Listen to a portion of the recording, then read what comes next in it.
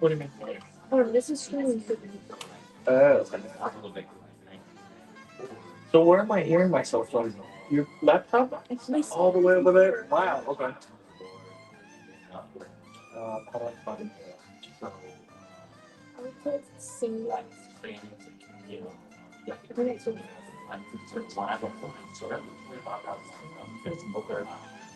And a lot cheaper to keep that good. That was enough to cover everything. So if they even had a program called so in Wait, the sing. the program the summer before your freshman year. So we got to come in and take two classes. Just whatever English. Whatever. Yeah. Nobody's there. No, nobody was just us. It's just the in your program. Right. So you gotta adjust stuff. So there was some amazing things that were in place. And we had so It's Live. It's the second live. it was still very much there. Like, we wanted one, you know what I'm saying? But we got a so nice on the kid Thursday. No, there's no that's exactly. I feel like back then, like everybody, even if you could be, leave the place like straight. I think it's so the great shows and all of that stuff. Yes. Oh, that's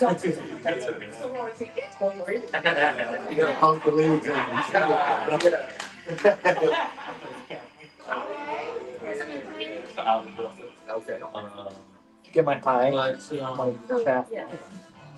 See, look at cold soup. Okay, I can see it. Austin weird. Would you mind turning Yeah, we're gonna go there. Well,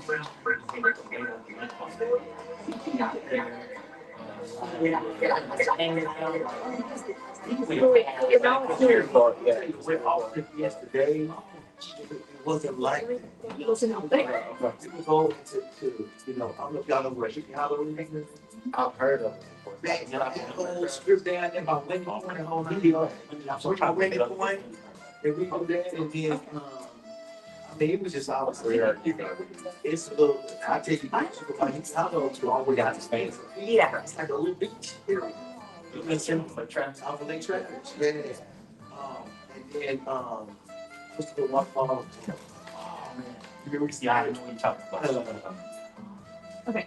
Hamilton. I think that. I go. No, okay. Okay. So when you say, how long have you been here? 12 years. So let me show you something. Like, What is that box control? That one. take a look at this. Well, that's just the street. This is in Austin. Oh my God. Yeah, that's in Austin. So if we would take a girl from the gang to the camera, the pool, whole 9 yards back in the gang, yeah, we did. I said we did. So all the stuff on campus, we had all that, you know what I'm saying? All the things, you get the double one. Yeah, your double one. Wherever you like. You are our prime guest right now. You're getting the star. Did you get scholarship? Very next week. Let me start. Yeah, I really need it. If you put it in a back, then you're high. Oh, right.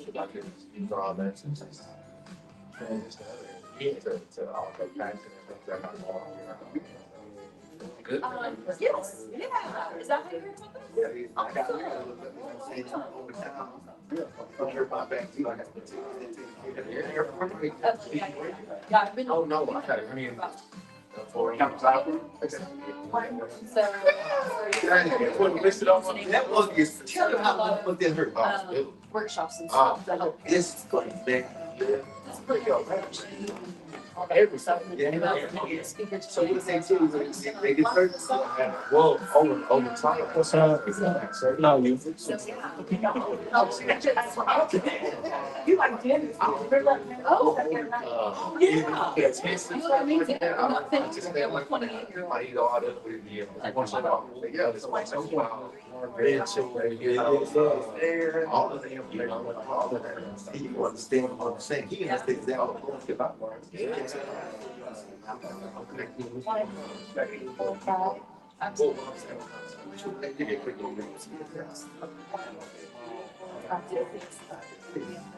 Right there. How's your battery? Are you falling asleep? I think it's kind of like a school. All a little bit. Yeah. Q&A kind of style, so hopefully. That's it. People. They just take that part of it. Take that part of it.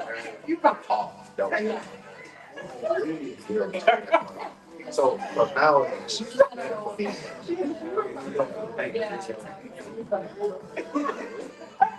but I also well, the training that we did, I do something. This is him, so this is him. Well, I still take care of myself.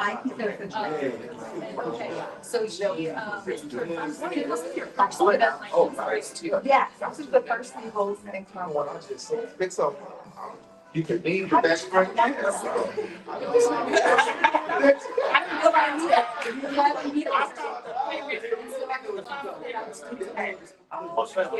haven't been Great. I'm so glad you're here. Reese.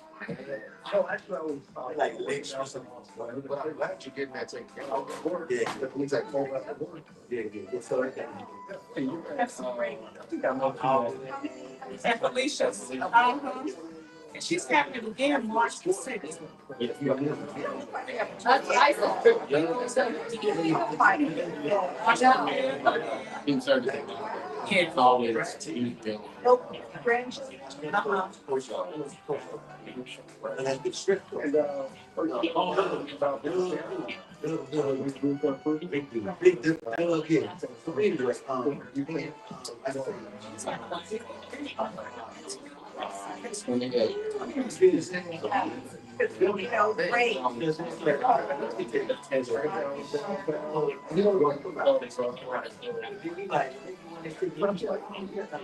Yeah, I was just, I'm kind of, you know, if you're late, you're on a different time. So, you know, it's nice,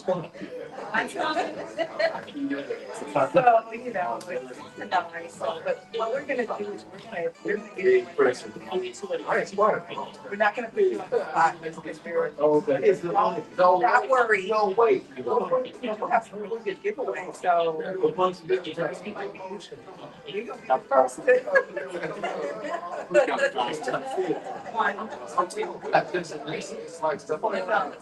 No, no, exactly.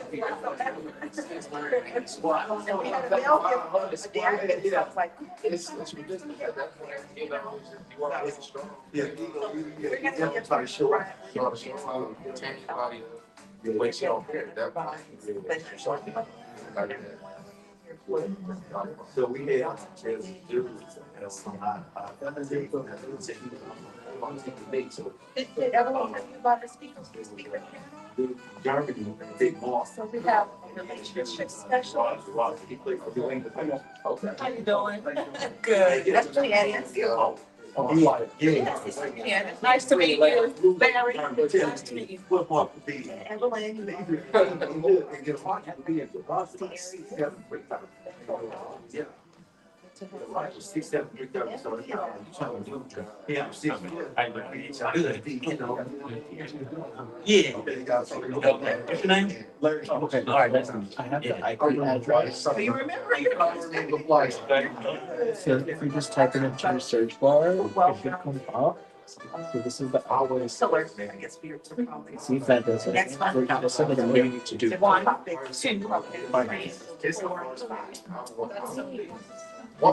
See, we got to take on One, two, red, three, there, four, five. Did you make that up? Like verification, at some point, you'll probably get some colleges, because that's my sweet spot education. This is a different type. This is a different.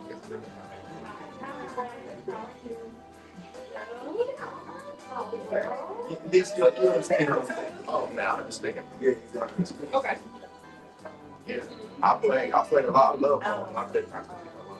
The one you know, like, really tough. Man, that's like I ain't cut like that. So yeah, like that. I yeah, I appreciate it. Sometimes open space. It's wild. It's wild. And there's not people that's like matching. No, it's like different. Okay. I've seen guys get they just everywhere. So I want to see great front. That's just athletic, like you got.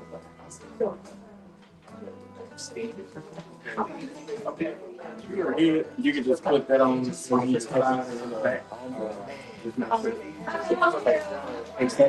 They so that's all the way. And you can pull as much slack out of it. Oh, this. Yeah, so it'll, you got the 30. It's nice. Yeah. 35. Oh,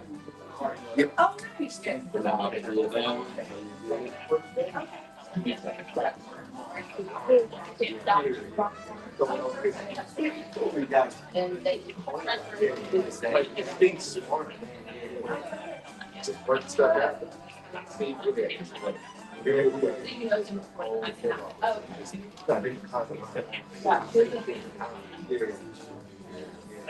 now you know what you got. You know what I'm saying?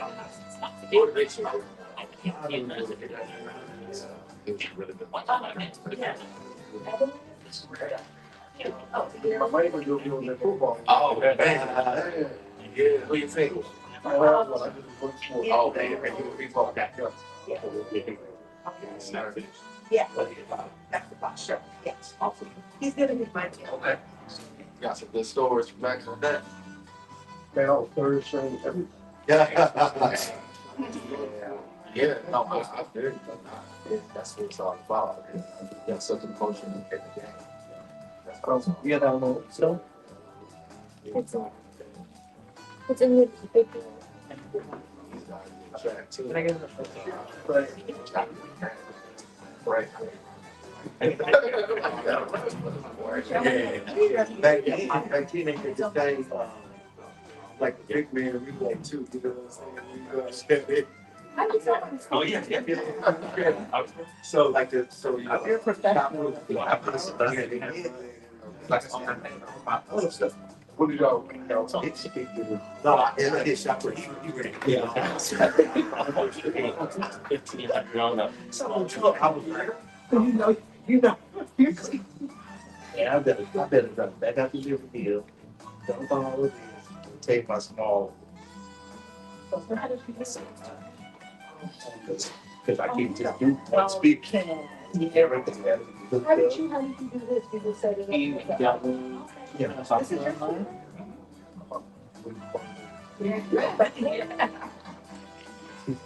Some salt you have it laid out.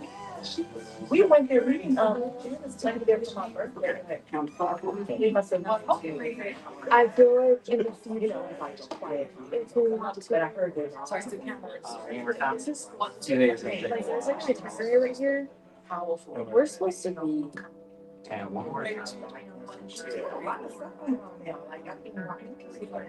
Soul City. I don't even touch it. Anybody on? It's the literally. Oh, you found it. Super close.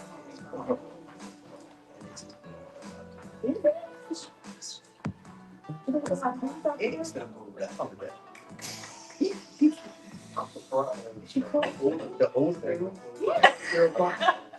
A year? I think I read about it. Oh, okay. Oh, okay. Yeah, you always have it. You always rubbing that in. Right. Why you always rubbing that in? So the houses, the homes are shut down. I can buy it on the street. Oh my goodness. We wouldn't know what to do. We wouldn't know what to do. For the what? Everybody. Most of these people are spirits. Right. Right. I'll get them. You good, Jacob? Yeah, we're good. Good, Yeah, okay. we're gonna figure that out, but she's got her phone set up. Oh. So I'm ready to Oh my gosh. Yeah. Okay, I'm gonna put on this so I can share those.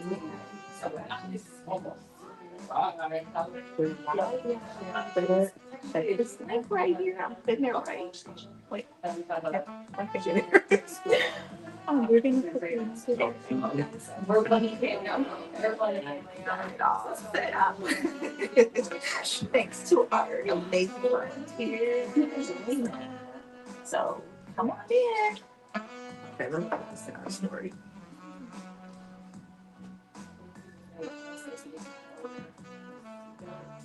It should let me share in my time. Just one, two, okay. Yeah, that's right. It's really separate. And this would be property market. It's Okay. pretty simple. You Yeah. Zoom. When I actually service for it. So just like the right here? Okay. But it's still, you're still parent. You mean the link right now? Yeah.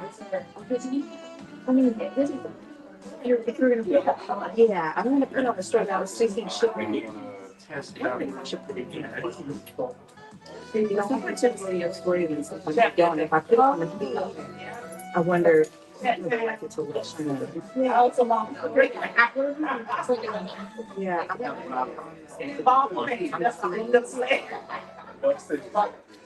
Sometimes if they put the story, that's go there after. You know, and they may not. Yeah.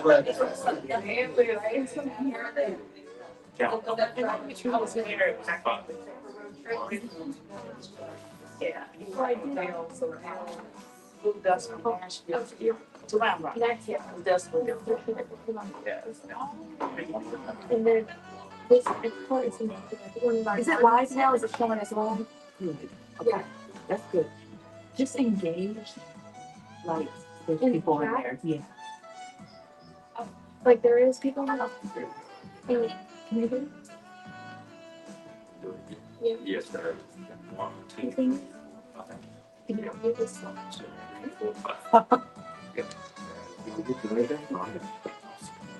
Sir.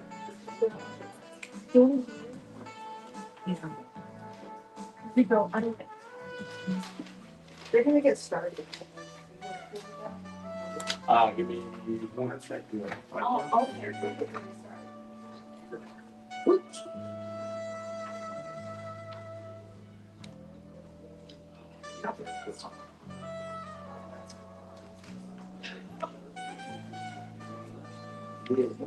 You can this one. You sure you get out.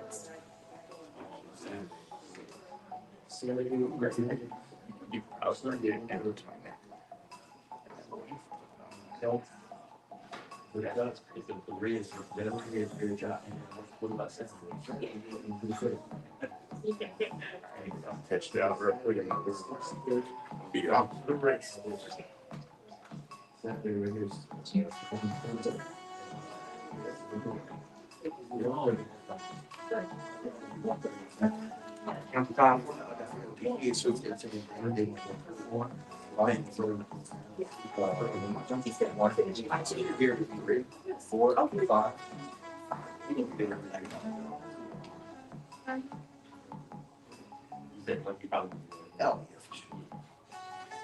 official now. I know it.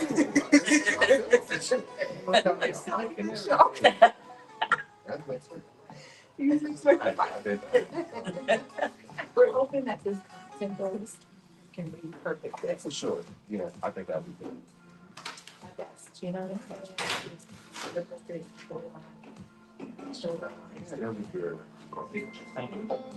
Yes, and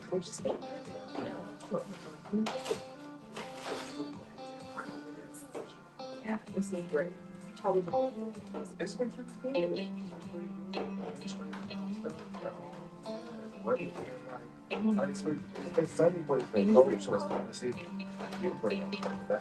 We never have comments most time. She's like, I'm I can't use it. That's what that guy said the other night, right? yeah, he did. No coat, no jacket. It was not that bad. I was trying to see if it was what happened. I was in between going back and the car. Okay. Okay. I'm halfway to the car. You feel cold a little bit though? I was just like pushing through it. I was like, let me get to the car. That was she.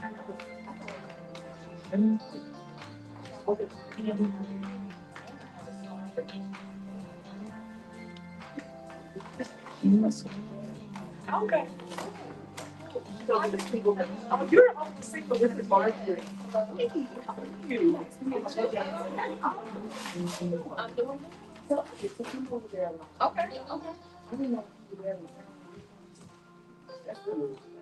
Yeah, she's you know, okay, so I just got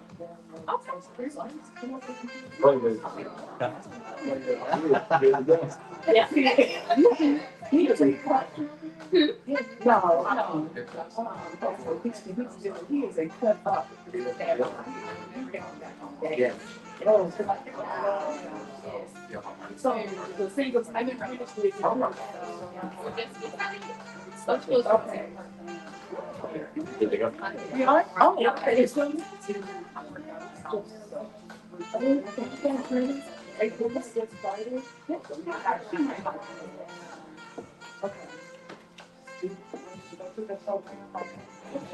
I'm the last.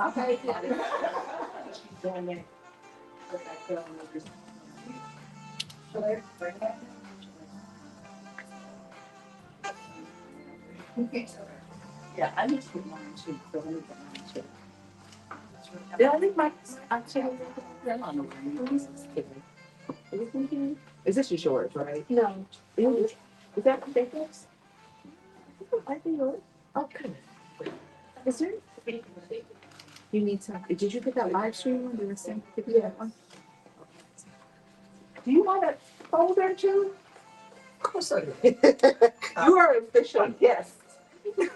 You're gonna have to chime in on it. You're gonna have to multitask today. I was picture that you would work. I told him you have to be the DJ and you gotta be. Oh, BJ.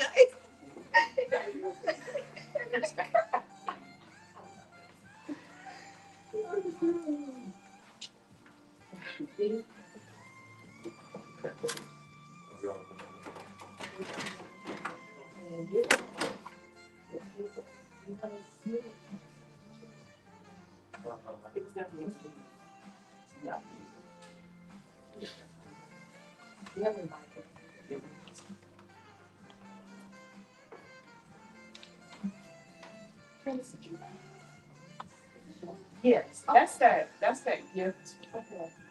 That body said. I wasn't sure what a priest thing.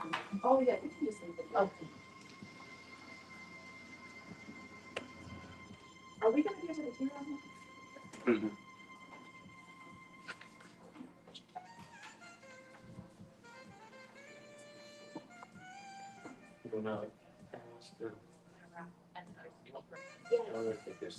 Yes, please. All the panelists, all of our speakers, if you can come and take a seat. Exactly. Here.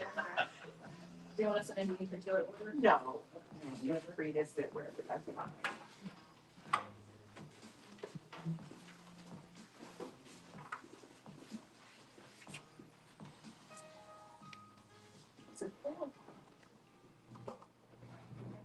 Kendrick.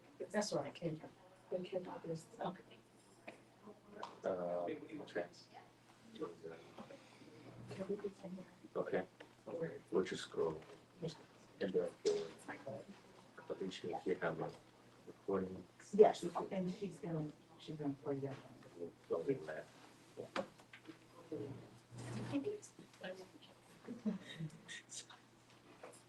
Kim, any microphones? Yeah, we have our. Y'all have mics on? Oh. Yeah, but you won't hear.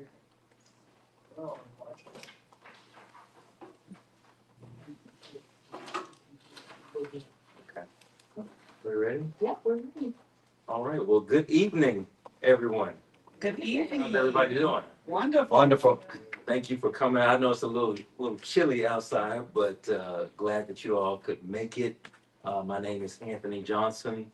I am a film critic, media personality, host, and I'm so excited and so glad to be here hosting this evening's event for a discussion around singles, combos, community, parenting, and a little bit of all of that. And we have a great panel here for you of experts around all of those topics.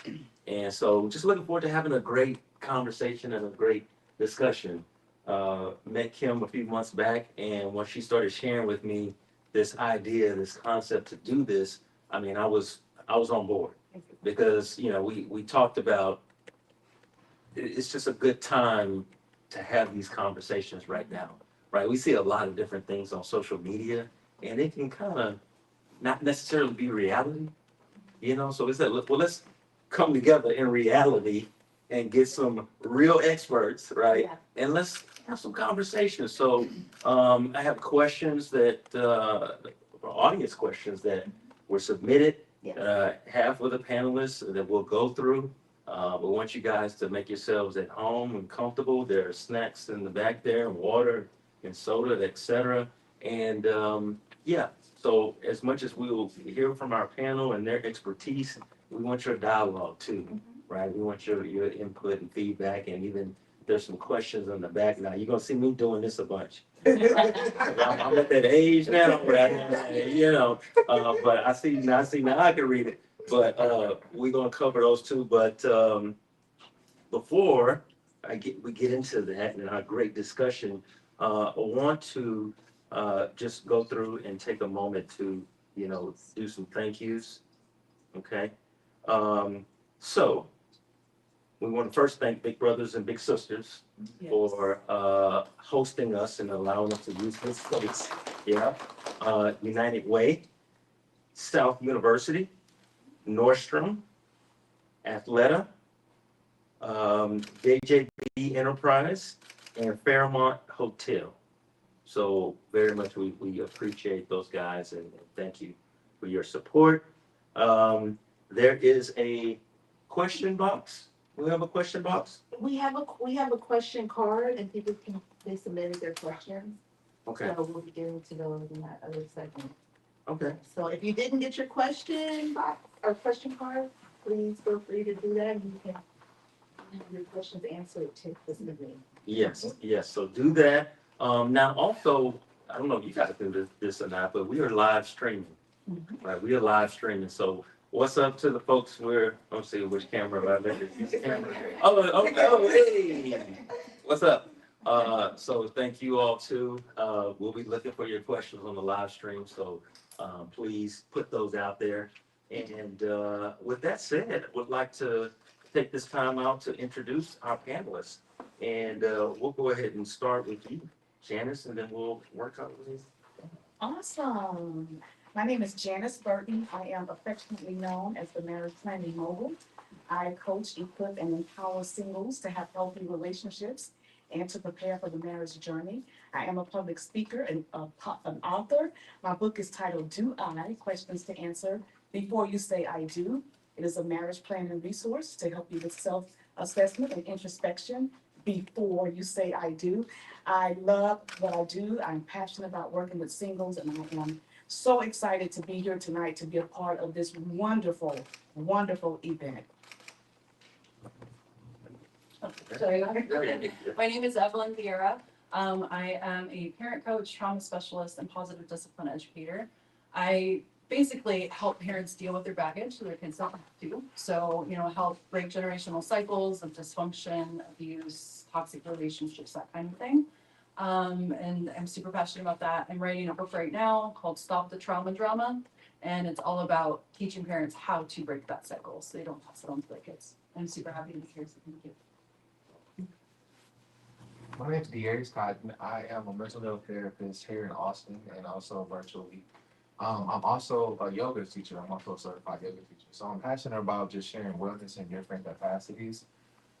Therapy is one, but also yoga is another way, you know. So I'm often sharing that way of mindfulness, of being intentional, of all the things, right? And so on the therapist side, I work with people dealing with burnout, people dealing with identities, people dealing with high demand jobs, often challenged with work-life balance, identity in regards to family dynamics and things like that.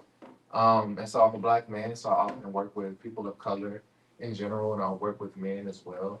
Um, yeah, those are just some things that I do in regards to wellness and like my clientele and like people that I work with as well. So again, I'm excited to be here. I'm excited to share my experiences and hear from you guys as well. Awesome, awesome. Thank you guys. And last but not least, we have Kim Anthony, right? Who creator and came up with this you came up with this concept, this idea to do this. So I'm going to turn it over to you so you can introduce yourself as well. Thank you so much. Thank you. I appreciate it.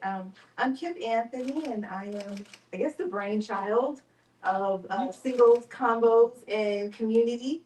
This is our kickoff. We knew that it's the our first opportunity, our first go at this. The goal behind it was to bring single moms and single dads together. Oftentimes, single moms have their forums and support systems, and single dads have their forums and support systems, but rarely do they get the opportunity to hear from each other in enlightenment, get a new perspective on things. And so this is the first.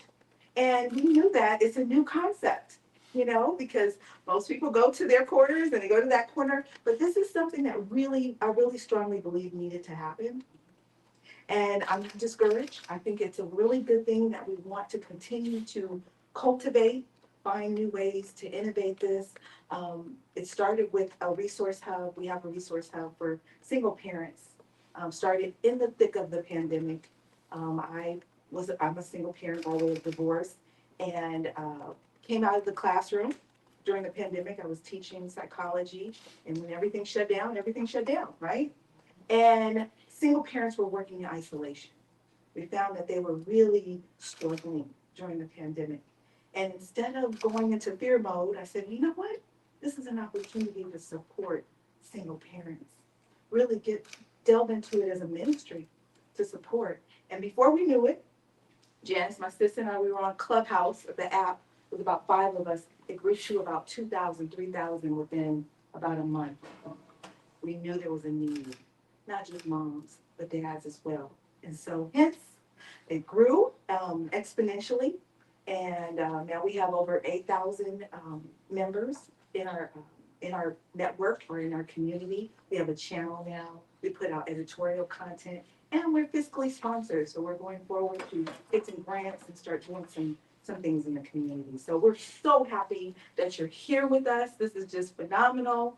And we're really looking forward to a really engaged discussion.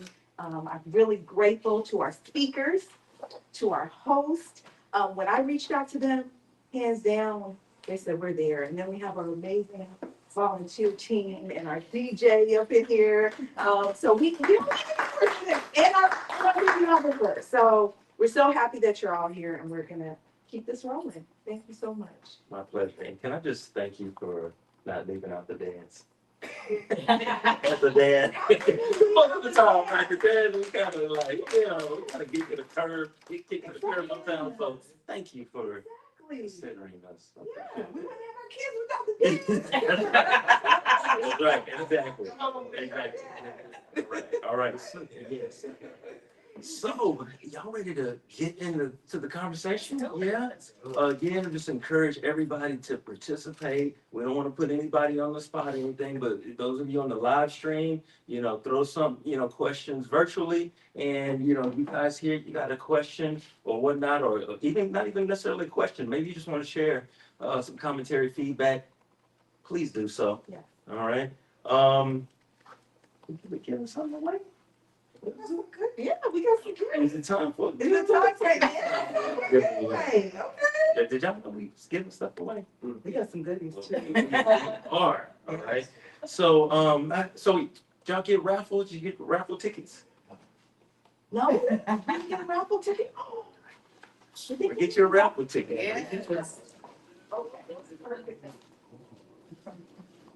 Yeah, one. Yeah. For the virtual folks, now you have to be present for this, so. Yeah. But Kim does have something for y'all, so stay tuned. You're already entered that quickly. Oh, wow. Yes, that's your ticket. Boom. Okay. Okay. Okay, so You can. you go to the honor? Want me to do it? Yeah, you can. Yeah.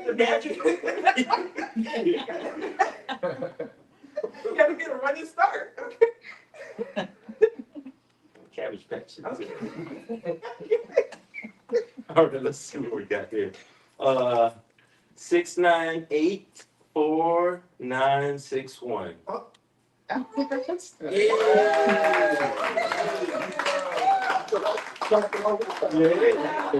it is. Got a little something for you. Okay, so one is for dads and one is for moms, and I don't know which one is which, but this is courtesy from Nordstrom's. Wow. Yes, and you have some goodies in there. I just want to make sure we get to this bit. Which is yours. Congratulations. Congratulations. We'd love to see who's able to take a picture of you with us. Okay. All right. Awesome. So, we're gonna kick off everything with our first kind of topic of panel discussion, which is uplifting single parents, insights to thrive in love, parenting, and life. And we'll do our very best to stay on schedule as well. But the kind of format and the flow of this is for each panelist, I'm going to ask them one of the audience questions that were submitted, and they're going to respond. And then at that point, it's kind of open. So, encourage the other panelists, if you have something to share, please do. And of course, you guys, right, feel free to chime in, and the live stream audience as well. Is that cool? Yeah. Cool. Sounds good. Okay, so Miss Janice, Yes. you're first, our relationship strategist. And your question is on the topic of navigating love and commitment, building relationships with intent. All right, that's the topic. And here's the audience question. Okay. As a single dad, mom, right? I want to be open to love, but I also don't want my child to feel neglected or confused. How can I date with intention while making sure my child feels secure? That's a great question. I love that question. The main thing I say is communicate. Sit down with your children often and let them know that they are your priority. Always let them know that, validate them so that they not only hear it, but they feel it. And sit down and have a conversation with them about mom having and needing balance. Because oftentimes single parents are so, their children are the priority. They pour into the children that sometimes they forget about themselves. So I want single parents to, number one, pat yourself on the back, applaud yourself, and then sit down and talk to your children, communicate, that they are the priority, that you're not, just because you're going out on dates, you're not forgetting them, you're not leaving them out, but mom or dad needs that balance, because when you're not balanced, you're teetering, you're tottering, you're wobbling. And so that's the main thing, communicate. Hug them often, let them know how much they are loved, let them feel your love. Let them know that they are the priority. That's the main thing. And do that often. Do that daily, weekly. When you're going out on dates, let them know mom's going out for a couple of hours, but she'll be back. And depending on the age of your children, that conversation is going to be different if they're younger versus if they're more teenagers. You can have a little bit more open conversation with the teenagers, but just communicate to your children and validate them, affirm them, and let them know that, yes, I'm going out, but you are my priority. Be careful what you share with your children about the dating.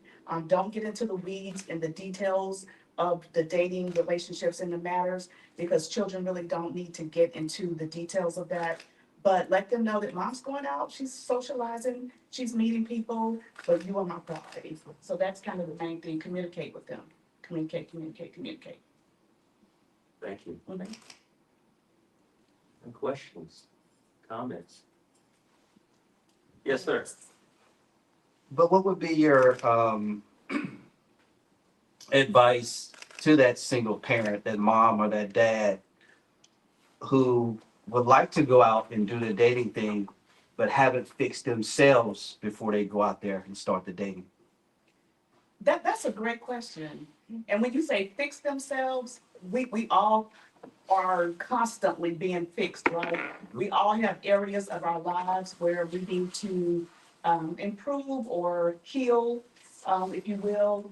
But I don't think we have to be totally fixed. I think that's a work in progress constantly. And constantly, we have therapists out here who are ready to work with people who need to deal with trauma, unhealed trauma, unresolved trauma. We have specialists out here. You can do that work and still go out and date, but I don't think we're ever gonna be fixed. I think we're constantly a work in progress. I know I am. I have a question.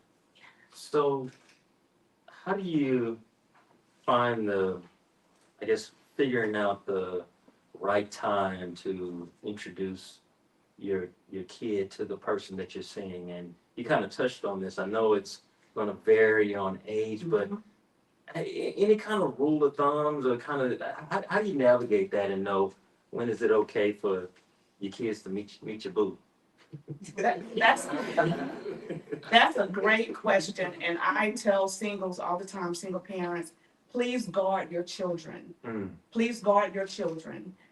If you are not engaged, or if you are not in a seriously committed relationship that you know is moving toward engagement, I would say please shield your children from anyone that you're not going to have a long-term committed, devoted relationship with. Keep your children safe from that. If you think it's going somewhere, and I think you can introduce some parts of that relationship with your children without opening it up fully to them. You might share a little bit about the person, you might share a little bit about the relationship, but please be careful if it's not an exclusive dating relationship, if it's not a committed relationship, if it's not an engagement, if you don't see it going toward marriage, I would say really keep your children at bay. So Reggie or Rachel shouldn't be showing up on the first day. I would not advise it. I would not advise it at all. Not a good idea. I Not a would good not idea. advise it. Okay. Oh, thank you. Can I add in on what you said? Yes, Because I think absolutely. it's such a great point on how you were, what I kind of interpreted from what you were saying is protecting your kids, right? And so, like, with saying that your kids are the priority in any framework, it's creating a language of saying, like, you are important, you know, mom's dating, dad's dating. And so sometimes kids can have a hard time, like, articulating or having emotional capacity, like, of sharing their parents, right? Like, they don't know how to differ. But if you come back or before you leave the house, you say, hey, yo, Timmy, you are my priority, you know, you are important, but mom's gonna go out on a date, right? So it creates the framework of protection.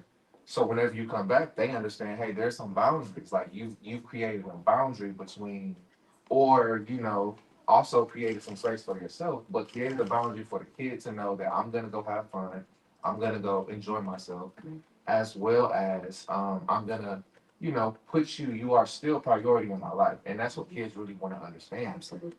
Whenever some partner or there's a stepdad or it's a new figure, maybe there isn't a transition often. Sometimes there isn't a transition of trust or space for the kid.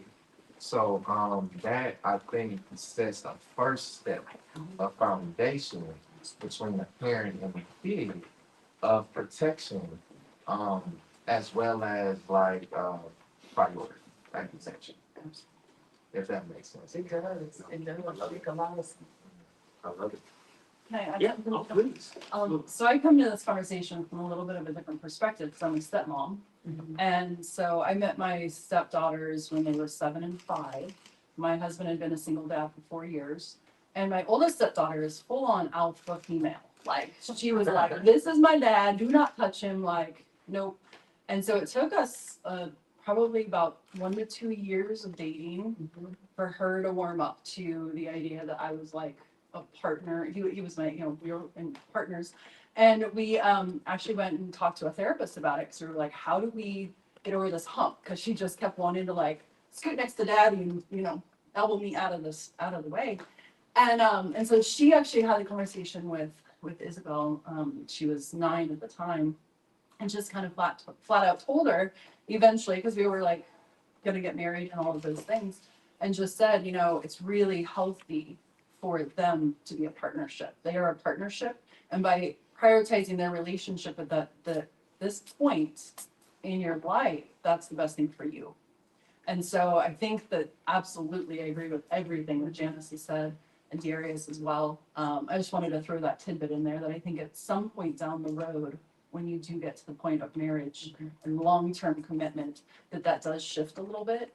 And she fought it for a little bit and then she accepted it. And she's 19 and she's doing great. We have a great relationship. So, just wanted to. Yeah, no, thank you, thank you. I think the common thread throughout all of that is, and we kicked it off with this, Janice, communicate, Yes. communicate. Yes. Do not assume anything on all of those relationships between parent and child and the person that you're seeing and, all of those dynamics. So thank you. Thank you. Okay. All right. Anybody else before we move to the next topic? I had a quick question. Uh-huh. So did you specify like when is a good time? Like how do you know it's a good time? The good time is when you know it's a committed relationship.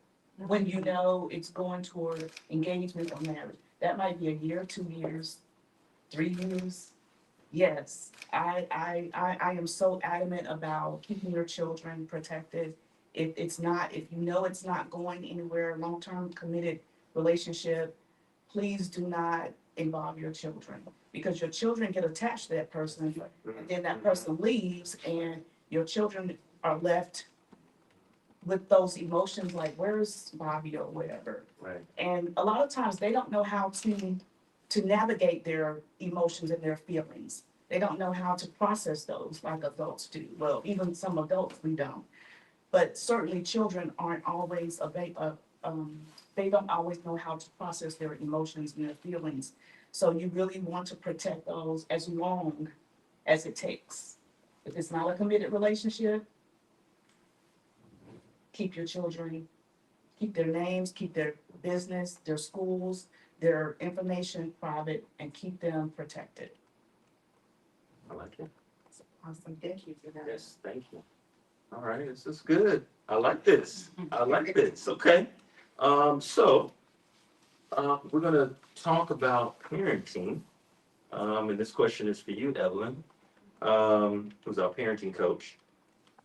And this topic is emotional resilience, tools to strengthen your parenting and self. And so the audience question is, between work, parenting, and life stress, I feel overwhelmed. What are 3 simple daily habits I can use to stay grounded and emotionally strong? Thank you. That is a really good question. There's so many places I can go with that.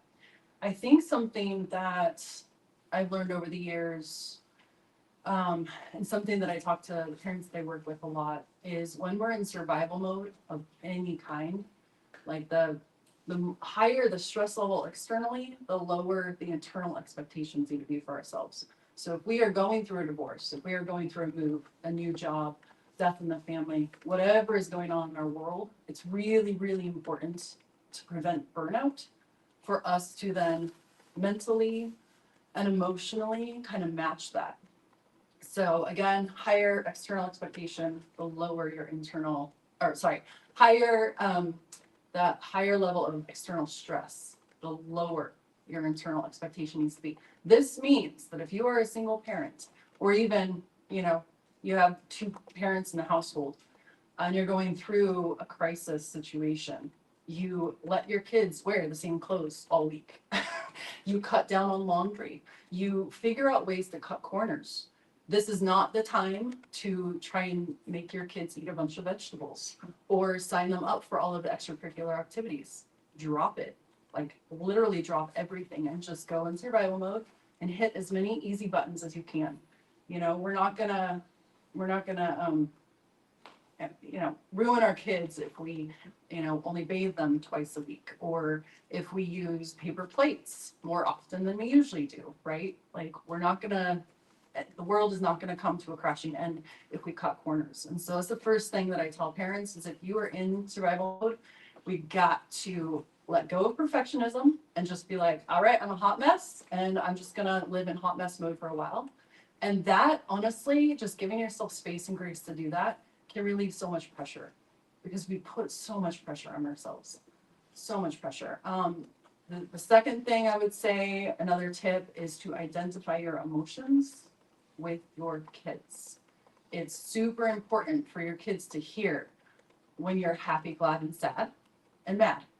Okay, so when I learned this when I was a stepmom, I had been a nanny for many years, so I'd worked with kids. But what I would do is I would hold all of my emotions and all of my stress in. And so when they're acting up, when I'm trying to make dinner and this and that's going on, I'm yelling, right? I'm just yelling. They're responding to my yelling in negative ways. So I stopped doing that and I started saying, I'm really overwhelmed right now. I'm really frustrated right now. And the craziest thing would happen where all of a sudden I would start to feel calm because I'm like, oh, okay, I let that emotion breathe. And all of a sudden they understood and they were like, oh, I'm overwhelmed too right now, or I'm frustrated too right now. And it really helps to build our emotional resilience when we as parents, as the adults in the room, can identify what we're feeling. And when we haven't been taught to do that in childhood, oftentimes our emotions are foreign to us. But emotions are just energy in motion. So if you think about that, we need to release them. And they're not good or bad. There's no good or bad emotions. They are neutral. What happens is we clump together the behavior and the emotion, and we think if I'm mad, then I'm going to hit the wall, or I'm going to yell, or I'm going to do these bad things. We have to pull them apart and say it's okay to be mad. It's okay to be angry. And we need to find healthy ways to express the anger. So that's the difference there. The third piece is, I wrote it on a piece of paper, wrote some notes down of things that I might want to share, and this is going to sound a little cliche.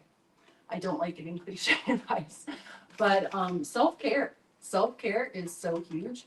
And I talk to parents all the time. It is baby steps. And self-care doesn't have to be, spa day or, these big things, going to get a massage and treating yourself, going to get a new outfit. It doesn't have to be that stuff. It can literally be watching your favorite Netflix show before bed. It can literally be listening to a podcast while you're making dinner or doing dishes. And also use screens as needed. That's another big one is parents feel so guilty for putting a screen in front of their child. I don't recommend all the time, but if there is something that is going to fill your bucket even just a little bit, it is better for that child to have some educational little show so you can get your bucket filled a little bit so you have more to give to your child. So that is what I guess wanted to share. So thank you. Thank you. Any questions, comments? I like the fact that you said there are no good or bad emotions, because sometimes if we yell or if we are frustrated or feeling rejected or whatever, we feel bad about that. And we haven't learned how not to feel bad about it. So I like the fact that you said there's no good or bad emotions. And It's a strange concept, right? Yeah. Because we're so used to like, oh, I'm feeling whatever the emotion is, and we put it in a bucket. yeah, And we think that's it. That's what I call labeling emotions. It's much more effective to identify them so that we are much more open about it. Because identifying it is different than putting it in this bucket or this bucket. It's something that you shared, one of the recommendations that you gave that I liked a lot is, and hopefully I'm saying this right, the higher the stress, the lower the expectations that I put on, internal expectations that I put on myself. And I think that's real because I'm just speaking for myself. Naturally, I think that, I got to be on whatever that is, that, I'm A1, I'm doing it to the, right, first in class on everything, no matter what's going on. And that's a lot of pressure.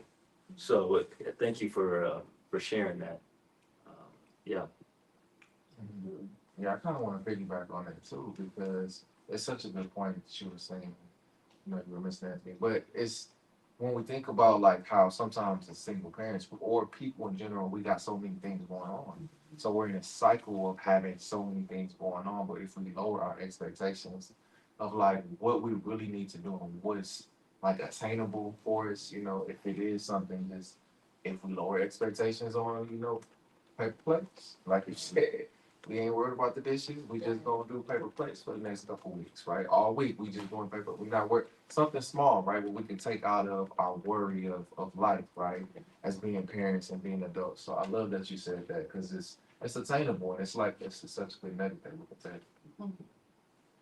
Breakfast for dinner. absolutely. Get a bowl of cereal. Can I share a quick story? Yes, please. So a few years ago, I was working with a single mom, and she was in the process of moving. She had she had twins, little boys. I think they were 3.5 or 4. Very rambunctious, wild, crazy kids. She was super stressed out, right? So she's a single mom, has her job, has her boys, all these things, moving, didn't have a lot of family in town, and she was beating herself up because she was bribing them with candy.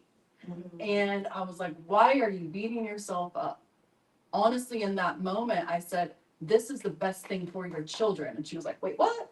Because she was, most of us think bribing is wrong, right? Bribing is bad for our kids. It is long term, like it's not a good tactic. It teaches them to bribe other people and to manipulate people. But when we use it strategically, when we're in crisis mode, it actually can be so much more beneficial because what I asked her, I said, well, what's the alternative? If you don't bribe your kids with candy for cooperating with you, what's the alternative? What tools and strategies and resources do you have right now?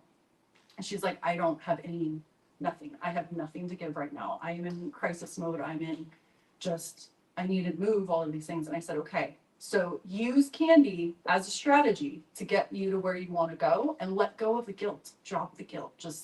You don't need to feel guilty for this because you're using it as a strategy. So just think about that. If you can think outside the box and rather than putting yourself in a box and think it has to be this way, I have to be a perfect parent in order to go through this situation, think about, okay, this is a short little strategy I'm going to use just to help maybe encourage my kids to cooperate with me so that I don't yell because I don't have it within me right now to not yell. So it's better for the kids if you look at it from that perspective. So it might sound counterintuitive, and maybe it is, but we have to do that if we want to, do what's best long term for our kids. We have to think outside the box. We have to let go of all of those expectations for ourselves. Oh, absolutely. Yes, sir. Have you ever found that strategy or technique backfiring? Meaning a kid shows up in class and the teacher is actually trying to teach and, make progress in the classroom. And the student has like zeroed out and just says, I'm stressed. Because now the kid has brought that learning from the parent into the classroom. Whereas that teacher, he or she may not be into feelings.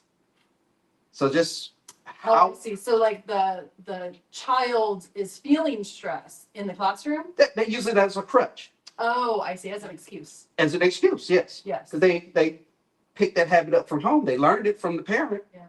Now they've taken it into the school, into the classroom. Yeah. So it's a great strategy you can use with that. It's one word. And I teach this all the time. Take but out of your vocabulary and put and. So that can be, oh, you're feeling stressed and we still have to do homework. You're feeling upset and we still have to do this. How can we do this while you're feeling stressed? Or is there a way that you can express your frustration so that we can move on to the next thing? So, bringing the feeling and the thing that still has to be done together, but have and as the bridge, is a really powerful tool to kind of move the child forward and allow them to have their feelings, because it's really important kids have their feelings, but it shouldn't get in the way of what needs to be done.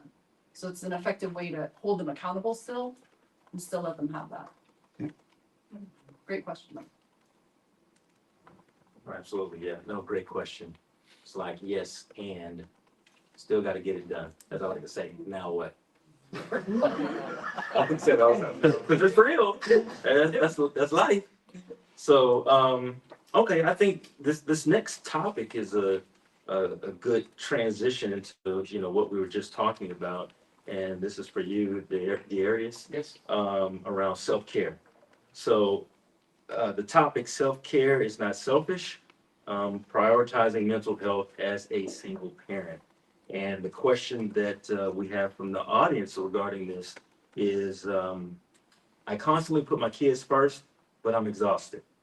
How do I make space for my mental health without feeling guilty? Mm, Man, so that's such a good question, right? How do we make space for our mental health without feeling guilty? So I want to start off with like an analogy. So, has anybody ever been on an airplane? Yes. Right. Okay. So you get on the airplane and most likely the flight attendant is gonna say, "Here your exit, say, here your exit, here your exit, here." And in case of an emergency, put your mask on first. Yeah, what that does say. Once you put your mask on, if you have a minor, a child, then assist the person next to you. So when thinking about self-care and feeling guilty, I want to reframe the thought of that and like us putting our mask on first always. Regards to our mental health and how we care for ourselves, we always have to put our mask on first because we are the moving system, right? We are the parents, right? So we have to be making sure that we are first. And it's not selfish. It's taking care of ourselves, right? And that isn't selfish, right? I work with a lot of clients often like they feel a way about being their authentic self with speaking their truth, with holding space, like being abundant, being big, being expansive. Like you can do that both and. Like you can take care of yourself and your child. You can take care of yourself and your family. But if you're not taking care of yourself, you got limited space to take care of your family or take care of your child.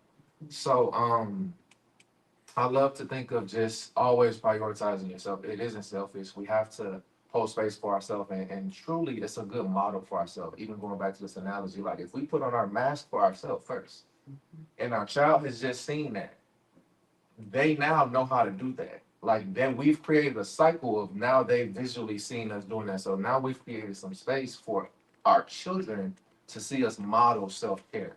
I like to think of self care as like anything that fills our cup. So that could be reading, that could be podcasts, that could be cooking, that could be yoga, that could be gaming. It could be an infinite amount of things that we do that we may not have been doing that we like have silenced. And that's like a good part of ourselves that we need to tap into.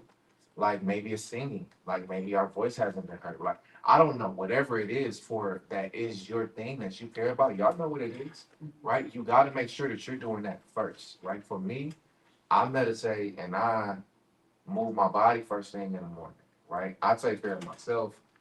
Everything I don't take no text messages before 10 o'clock. I create clear boundaries around like how I take care of myself because I'm giving a lot and I don't mind giving. Like that is my superpower. That's my thing that I do. But you can't give from you can't I don't give from too many other people besides my like people in my house, my partner and my family like that before 10 o'clock. So that's me taking care of me first. And if I put the mask on everybody else, the areas won't be good by the end of the day.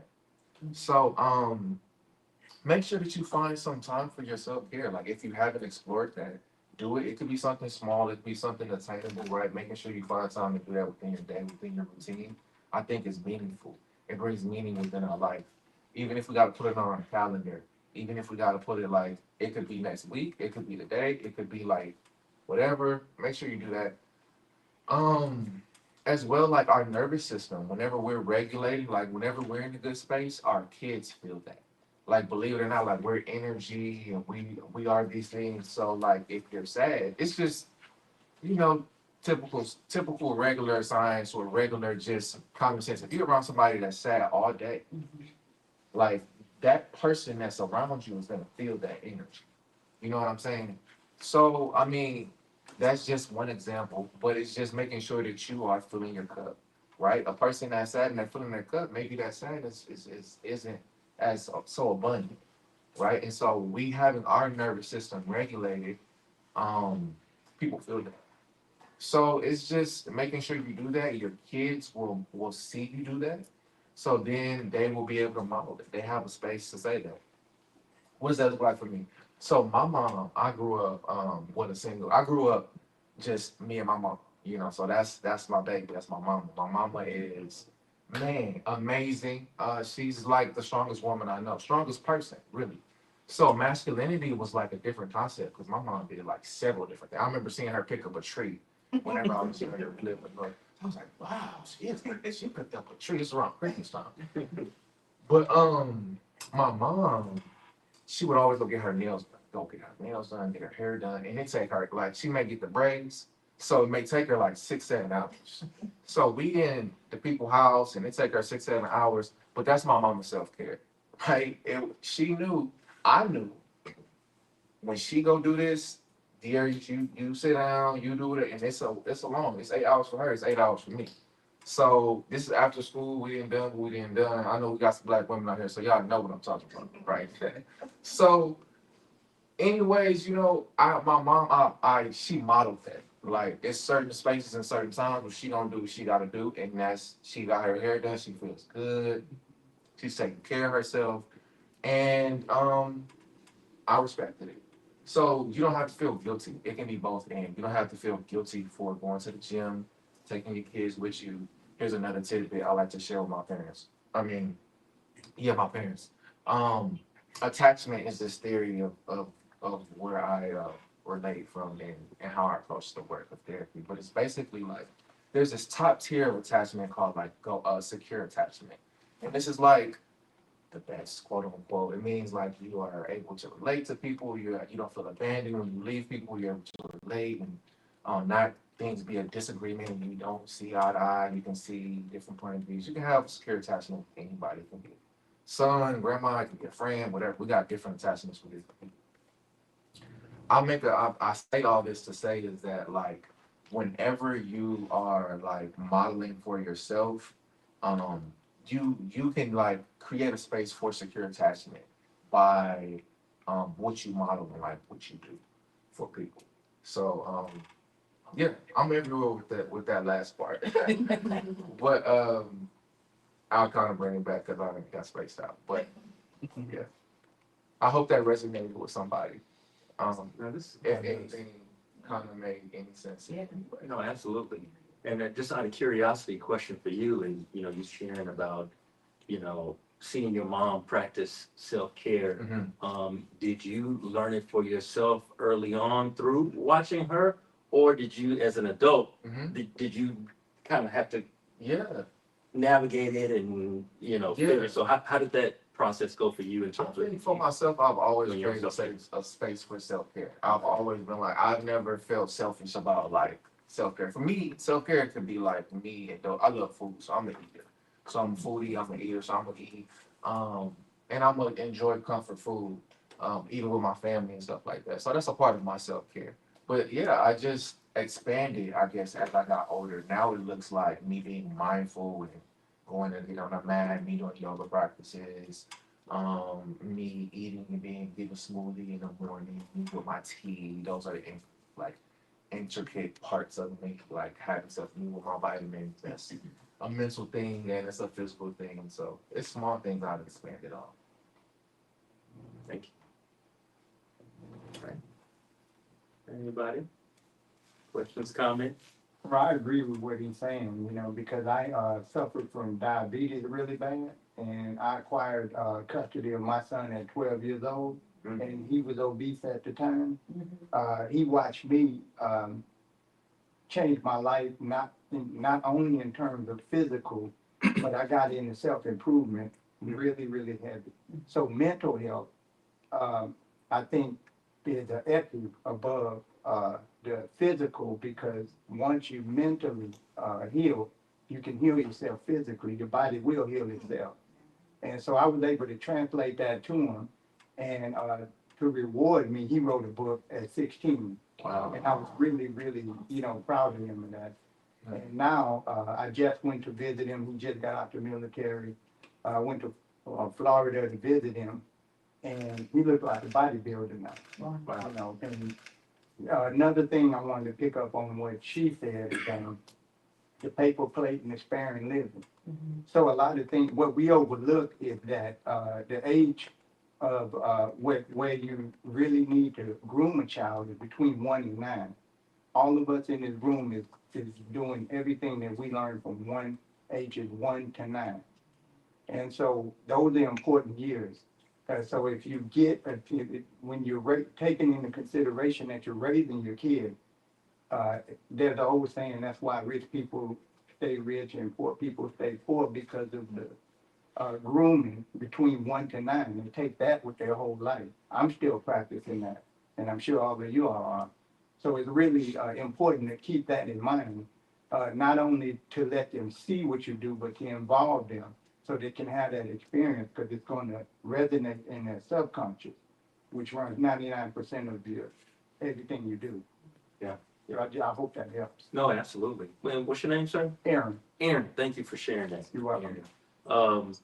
And to piggyback off of what you shared, and I'll come back to you, the areas on this topic you mentioned as well. Both of you talked about, watching your parent, right? Your son watching you in terms of just having healthy habits and exercising and eating right, and you seeing your mom practice self-care. Always heard the saying about, it's not about what you say versus what you do. What are your thoughts around that, and just the importance of, right, as you're raising your child and them seeing what we do, Yeah. how we move? Yeah, man, that's such a great question too.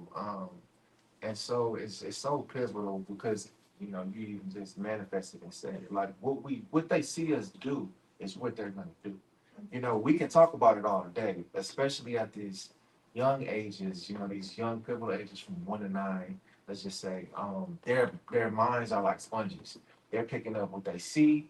We got because it's practical. Kids got these tablets, they got these phones, and they picking up. That's how they learn, off of what they see. They learn from what they see. They watching people do video games. Hey, I seen this person do a review off this video game, and they love that stuff. So like, as us being their first models, we have to be intentional about how we model. We are the models, right? And our kids, our siblings, our family members, our younger generations of people that we care about are constantly looking, and it does affect us, right? It affects us when we see people that do very well, when we see somebody that had a transformative growth between this and this. They don't gotta talk about it. They really don't, going back to what you say, that person doesn't really have to cognitively speak to us. You know what I mean? Like, we can just see somebody heal in magnificent ways, right? Us having a healthy conversation is also good. I don't want to downplay that. That's it. Yes, thank you. Actions are huge. All right. How's everybody doing? Good? Feeling good? Okay. So our next panelist, unfortunately could not be here. However, whose name is Alicia Price, unfortunately could not be here. However, she still shared her thoughts and insights, around co-parenting, which is our next topic, right? Co-parenting with confidence, strategies for harmony in blended families and shared parenting. So, we're gonna listen to her and see what she and hear what she has to say, about that topic. Hi, my name is Alicia Price. I'm the CEO and founder of The Price Dynamic and the host of Co-Parenting Professions. I'm really excited to be with you all virtually for the Singles, Convos, and Community event. Thank you so much for having me, and I know today is going to be amazing. Now, core strategies for successful co-parenting. Extremely important to realize that in order to be a successful co-parent, you must be a cooperative co-parent. I talk about in my book, It's Not Complicated, the dynamic four. And the dynamic four is to be vulnerable, to be authentic, to be respectful, and to be interested. Now, first, when we're talking about what does it mean to be vulnerable? You don't want to share all of what's happening in your personal life because, of course, you're decoupling. You're not together anymore. But to be vulnerable is to share when you feel upset about something, when your feelings have been hurt, or when your children are feeling a certain way. To be vulnerable is to share authentically about what is happening in your life currently. And remember, you do not have to tell all of your business when you're being vulnerable. That is not what that means. Also, being authentic, of course. You want to be clear and you want to be truthful about what you're explaining or about what is happening in your current family dynamic. To be authentic is to say things like, I'm inconvenienced when you don't pick up our children on time. Our children have a bedtime. You must respect that when you're dropping them back home on Sundays when they're getting ready for the school week. So authenticity does not mean to hurt a person. A lot of times people think, oh, if I'm keeping it real, I'm saying the most harmful and hurtful thing. That is not going to help a cooperative co-parenting relationship. Being authentic is to be truthful, but to do it respectfully, which brings me to the next dynamic pillar, to be respectful. Being respectful to your co-parent is not only important, but most important is to be respectful to yourself. If you are moving in such a way that shows that you have self-control, you have self-dignity, and you respect yourself, 9 times out of 10, you will not be disrespectful to other people. If you are moving in a way that shows that you respect yourself, you're also modeling and teaching your children the right ways to show up in situations that may be high conflict. So respecting yourself is to, one, be authentic. Say how you feel. Say what you mean. That is a really good way to show that you're respecting yourself. Also, having boundaries and keeping those boundaries. It is not enough to set boundaries, but to not actually adhere to them.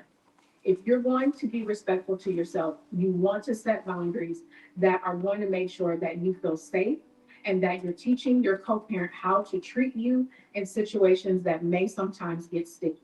So make sure you are not only trying to respect everyone else, but that you first respect yourself. And the very last pillar is to be interested. Now, this one is funny for me. Being interested is really important. You may not care about what your co-parent has going on in their life. And trust me, there's many times that I didn't care either. But to be interested is to ask questions like, how are you this week? You want to know how your co-parenting is, or how your co-parent is feeling and what they're thinking or what's happening for them, because what is happening for them impacts your children. If your children are going over their house for the week, but they just found out that they have COVID or some other crazy virus, you need to know that. So showing interest might help your co-parent share things that are happening for them in terms of their health or their wellness. If they've had a hard week at work, they may have been laid off. They may have been fired. They may have been unemployed since you've known them. The point is, you need to be interested about what's happening in their life so that you know how what's happening for them will impact your children and therefore impact you. So make sure that you're paying attention to the dynamic core when you are attempting to be a cooperative co-parent. All right. That's a big one. A single parent by way of divorce, so I can relate to a lot of that. And I guess I'll throw a follow-up question out here, but this is just open for discussion. Panelists, feel free to, whoever wants to maybe take it. But so when I got divorced, my daughter, she's 22 now, but at the time she was like 14, 15. And, teenager, it's already a lot of stuff going on in high school and whatnot. And, right, it was one household, now it's two households. And still had rules and, ways that we said this is how we want to raise her. But again, two different households. I use something simple as, your mom put you on punishment from the video game. Now you come over to my house, right? You still on punishment? Or am I gonna say, oh, I can be good dad now, let you play the game? Or I'm just using this as an example, but where I'm going with it is, any tips for staying in sync, right? To be in sync, two different households, but as both parents, still be one in terms of, hey, this as your parents, this is how we are raising you. I became a single parent by divorce twice. Now, Kim knows the story about that, to the same person. But I think it's important again for the two parents, if possible, if at all possible, to remember that the child or the children, the child is the most important part of the formula. And for those two parents to communicate, again, communicate as often as possible, and if possible, to communicate about where can we agree, or where can we keep our child stable? Because when one parent is doing this and the other parent, that child it throws them off. And again, they don't always know how to regulate that. So if at all possible, if the two parents can just remember that the child is the most important part, and whatever we do, whatever we say is gonna affect the child, and we put our own individual emotions aside for the sake and the well-being of the child, then I think that's a great formula. If you can communicate with the co-parent, and I know some situations are very volatile and that might not be possible, but I think that ideally that's what would help the child or the children. Yeah, no, I think you're right. I think it's a sense of the caveat or the thing that hinges to success in this area is wrapped around if you've got two reasonable parents. Right. There are unreasonable issue situations where at your best, even if you communicate well, and even if you are a model parent, you follow all the strategies you guys are sharing, it has to be another party with the exact same reasonableness or very near reasonableness for you to even have this connection. If you have an unreasonable person, none of these tactics doesn't work. As we talk about, yeah, I mean, Yeah. you understand what I'm saying? That's real it's- life. it's the same thing, so that's, I think that's nearly the variable. And I think at the end of the day, you're absolutely right. It does impact the child. The child is confused. In similar words, what I've seen, because I've got three kids, right? I've got a 24-year-old, a 21-year-old, and a 10-year-old, right? So I've got the spectrum. I've got, situation, current state, right? And so I can say my 10-year-old's mom is a lot more reasonable than my older children's mom, Right. So with that saying, it says that, what it creates is this idea of what's easier. If dad is really has a real focus on the development of the child, let's just say that's the case. Really focused on the development of the child and child growing where they're deficient at. They've examined, hey, this is where my kid is good. There's opportunity, on this side of my child. I've got to focus here so that they can become a man, right? And have a family, have a wife and children. So sort of structure their life around that. When I think about that versus somebody who doesn't even have that vision and thought, right? And even though you tried to, yeah, you think you know, what I mean, this maybe got that unreasonableness on the other side of the microphone, right? You know what I'm saying? Absolutely. So this is what plays. So the confusion says dad is focused here, and there's a challenge associated with dad. Go to mom, and it's Fruit Loops and whatever the case may be, and Twinkies. You know what I'm saying? During the week. You know what I'm saying?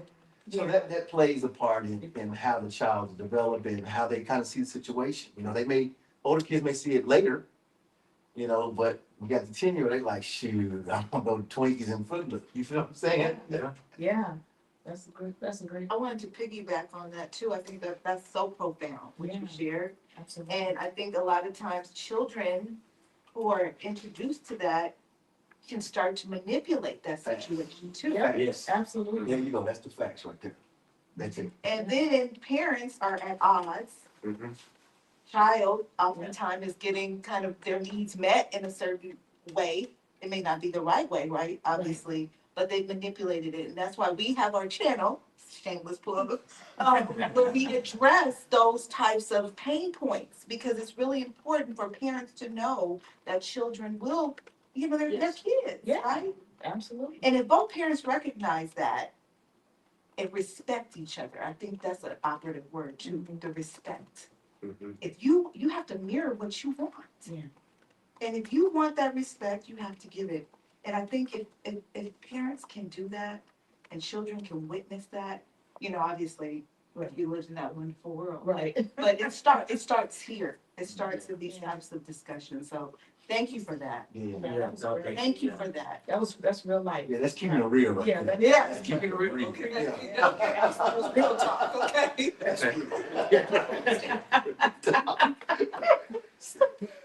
Here's another question from an engineer. Because it's the mind that I have. Mhm. So you have two great parents, the great co-parents. And the example that you gave, the kid was punished at mom's house, Mhm. phone taken away, right? But it's time to go visit dad. And from previous experience, if I don't have my phone because I did something at mom's, I'm not gonna have my phone at dad's. Mhm. So why go to dad's house? And being great co-parenters, if the child tells mom, I don't want to go to dad's house, mama say the child don't want to come over. How are you handle that situation? Is the child in control? Or the Come on. parents? No, it's not the child that's in control. Okay. You are great. Why would you force your child to go do something or go somewhere that they just don't want to do at that time? It's not saying maybe tomorrow morning when they wake up, they want to go to dad's house. It's just that first knowing from the previous experience leaving, if I didn't have my phone at mom's house, I'm not going to have it at dad's house. So why should I leave? I want to stay here, close myself up in my room, and wait it out. Because mom said I can get the phone tomorrow. But if I'm at dad's house, I'm not at home, I can't get the phone tomorrow. Yeah. I gotta wait till I'm with the sister right here. The parents are in control every time. If you have parental rights, right, from the court system that says, hey, look, depending on what the age of the child is, right, you get the child when you get the child, irrespective of what that kid wants to do. You know what I'm saying? The parents are the authority in the child's life, right? Now, when they get 12 years old, quote unquote, system, they can say, I don't want to go on my daddy's house no more, right? Yeah. And then they don't, that you learn that the hard way, right? You know what I'm saying? You say, you don't want to come to my house. What you talking about, right? And it's like, so that's there's some painful things that you kind of go through associated with how the court sort of applies the laws to this new relationship. Two parents were married together, and maybe the father was the authority in the home, right? And then you go to there's two authorities now, and court would say typically seems to side most typically with the mom, right? And it moves the relationship to the child. Um, it shifts it shifts the relationship with the father oftentimes to the mom. You know what I mean? Unfortunately, just tell you how it goes. And so, you know, but as long as you have an opportunity, I say as a dad, take the opportunity. Take what you can get, right? Outside of what you can get, you know, you give it over to the Lord or whatever, you know what I'm saying? Whatever your how is on that deal. I'm saying, hey, and you know, and at the end of the day, kids tend to see, they'll come back and say, you know what, you was right the whole time. I've got the 21 and the 24-year-old, it was with their mom the whole time, did the same thing I'm talking to you about. Yeah. Now they're at my house. You know what I'm saying? Now they're at my house. They're like, man, you was right the whole time. I see what you said about so-and-so the whole time. You get what I'm saying? Yeah, absolutely. So that is that is post their heartbreak or something, whatever reality in life hit them, that's what made them revert back to say, Daddy was right. Yeah, there's stages there's stages that kids have. They come, you know, the adolescence, the whole 9 years. It's just developmental stages that you sort of see happen in kids, and they get to a point to where life is starting to get real, and a reasonableness actually. They're coming into real reasonable, like real life adults. That adulthood allows them to see things that they didn't see before, and your consistency is paramount for them seeing you rightly. Your consistency. If you maintain the consistency that you've always had and that you've always been, then when it's time for them to see you, if you've raised reasonable kids, they'll end up seeing you. That's been my experience. Yes, Say something? That's a really great question, and it's messy. It's super messy. I've been on my husband and I have been on the receiving end or part of that dynamic on both sides. So my stepdaughters were 5 and 7 when I met them. They are now 19 and 17. We had to go through to court for my husband to get primary custody when they were 12 and 10. Their mom is very high conflicts, very controlling, and was just doing a lot of emotional abuse and psychological abuse. And my husband had to step in. And unfortunately, through that process, she created a big wedge and a reason for my husband to be the bad guy, even though he was doing everything he could to protect them.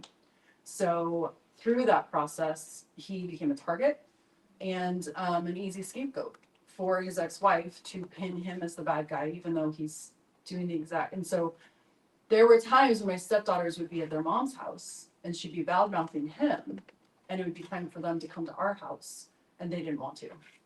And it was painful because they're being manipulated and told lies about him and about us. They would call him a monster. They would call him horrible names, all based on lies. And it was extremely painful to go through that. You know, and, but when we were going through all of that, we had therapists and lawyers and all of this involved. And one of our therapists gave us some great advice. We still use it to this day. And she said, you need to be the flagpole. Whatever is going on with the ex, with the kids, things are crazy. You be the flagpole, and you be the grounded one. You be the stable one. You be the one that shows up consistently and make your words and your words and actions match. Thanks. And when that happens over a long period of time, your kids are gonna know you're the stable one and you're the safe parent. And that's true. My stepdaughters eventually, after us being the flagpole for a good 2 years, and we did go through that part where it was like, and there were times when it was as painful as it was to not force them to come to our house because the custody was like, okay, they need, you know. So we had to let go of some of that because we were looking at the long game. We knew if we forced them, we would also be taking power away from them because they felt so powerless. And so by working with therapists and getting feedback, we were looking long-term and we used that strategy and it paid off. And my stepdaughters, when they were probably 15 and 13, they started really coming around and they started getting it and started understanding why he stepped in to do what he did. And today they're both daddy's girls and they don't spend that much time at mom's.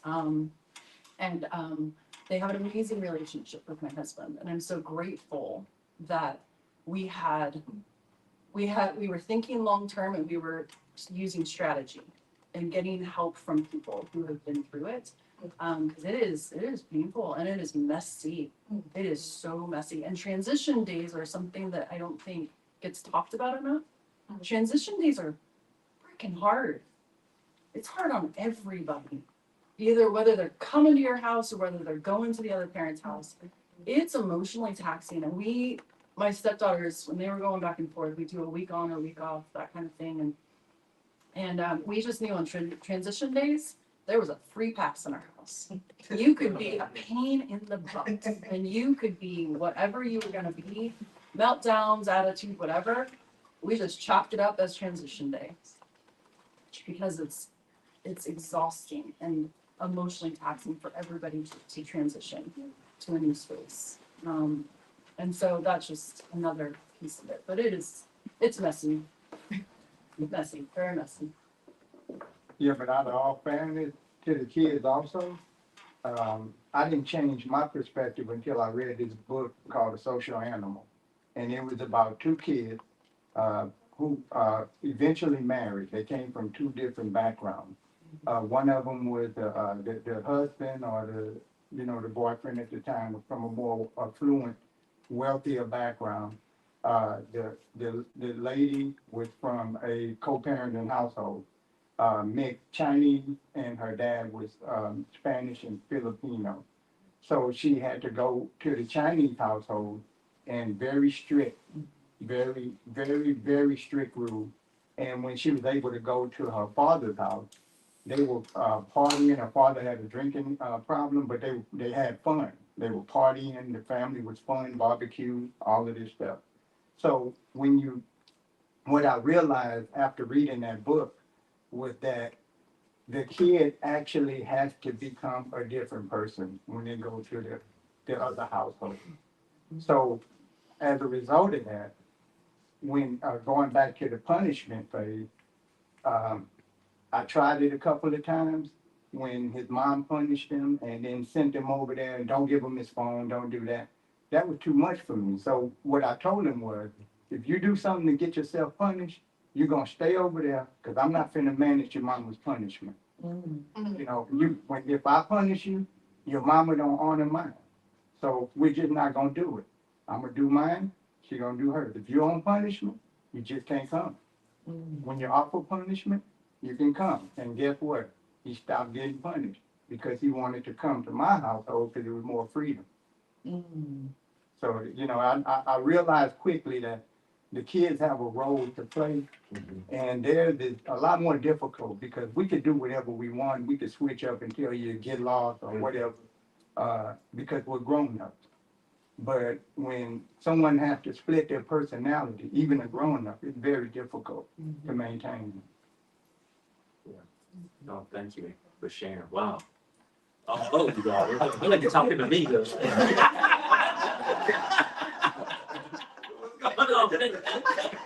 That's all it is. But it's real. And I think you said it, Evelyn, messy. It is messy, and are both parties reasonable? Yes. Are both parties reasonable? Like the manipulation, like I said, my daughter was 14, 15. It was absolutely there. And they could pick up on the tension between the parents and so how to play. And eventually, thankfully, my ex-wife is reasonable, but we had to have a conversation and say, look, now, can we make a deal where we give each other the benefit of the doubt from what you heard from our daughter, Right. before you jump to conclusions, oh, and me too, Mhm. let's have a conversation and let's sync up Yeah. on what actually happened. Yeah. And 98% of the time, it was no reason, there really was no issue, right? Once she and I had a conversation and synced up on Right. what was what, but, if I was being passive aggressive or I'm like, then yeah, he would pick up on that and, throw a little stuff out there. So, just, man, I can relate to all of this and, thank you all, for sharing, for sure. Yeah, all right. How's everybody feeling? Wonderful. We real now, it's starting to warm up in the room. We got broke the ice down. So how about this? How about we take a break? All right, we'll take a 10-minute break. Is that okay? Okay. Stretch your legs, buy your break, and grab something to drink, or mix and mingle with somebody you didn't come with. But yeah, we're gonna take a 10-minute break. I have 7:40, and we'll come back at 7:50, and I think we'll be giving away another prize. Yeah. All right. Thank you. Thank you. Thank you.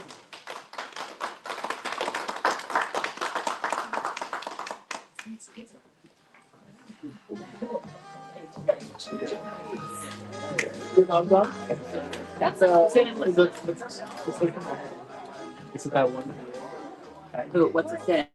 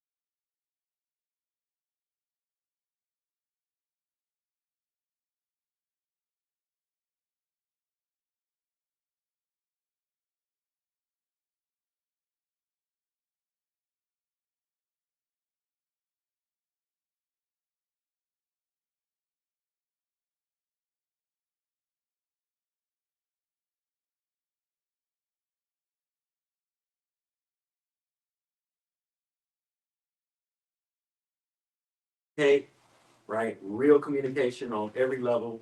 Um, with the parenting, the higher the stress, lower the expectation that we have on ourselves. Give ourselves a break, right? Self-care is critical. Put your mask on first. Put your mask on first. And then with the co-parenting, being vulnerable, respectful, authentic, having boundaries. Tell y'all my business. But that's my little kind of recap there. But with that said, give away. Yeah. So what we gonna do the. Oh, yeah. Does everyone have a raffle ticket in here? Is everybody gonna take it? Do we get tickets? Yeah, why not? No, we were Okay, this is 698-4958.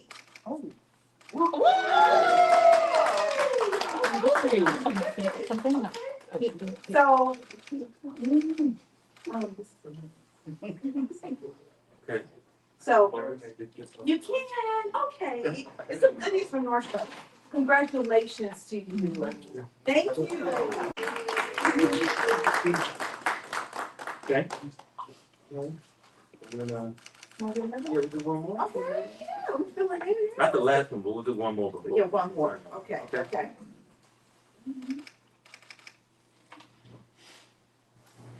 Okay, the big winner is 698.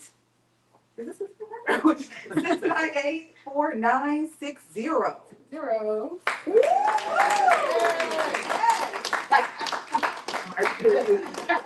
We got an Athleta gift certificate for $50. Athleta. Congratulations, Marjorie. Okay. So moving on into the next segment, so we have there's other questions that, we're gonna take, at least the questions that we have on the board here. Not necessarily all of them, but is that what we are? Yeah, we can start, let's start from there. Let's just go from there since we're gonna kind of improvise with that. Okay, yeah, well, or you want to take? Let's take questions Yeah, from the so- audience. So, open forum for conversation, discussion.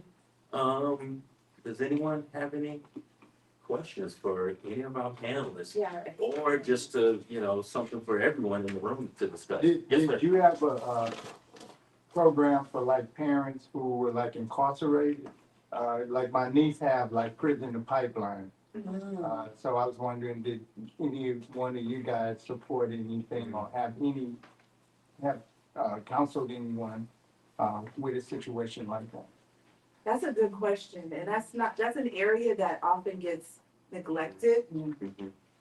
Our organization partners with findhelp.org. So when our parents come into our website, and I'm saying our website, I'm saying Single Moms Society, but it's for single parents, they are able to type in their zip code, and it gives them access to all of the resources in the nation. Specifically that, if they were looking for something for incarcerated parents, you can type that in and it will start to feed or filter information for you. If you're interested in that, we can connect afterwards and we can, talk. Yes, definitely connect you with some resources because that's what we love to do. That's what we do. So if that's something you're interested in, we'd love to talk to you more about that. That's a great question and that's so important. So crucial.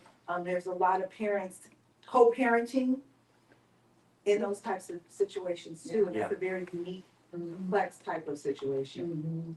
And like you said, I think oftentimes overlooked. Yeah. So, no, that's great. Yeah, thank you for that question. Did that answer? Yes, thank you. Okay, yeah, let's connect. Okay. Okay.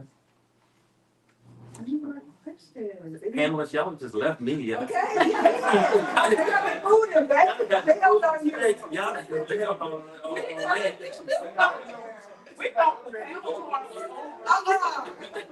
Yes. Yeah, y'all think good?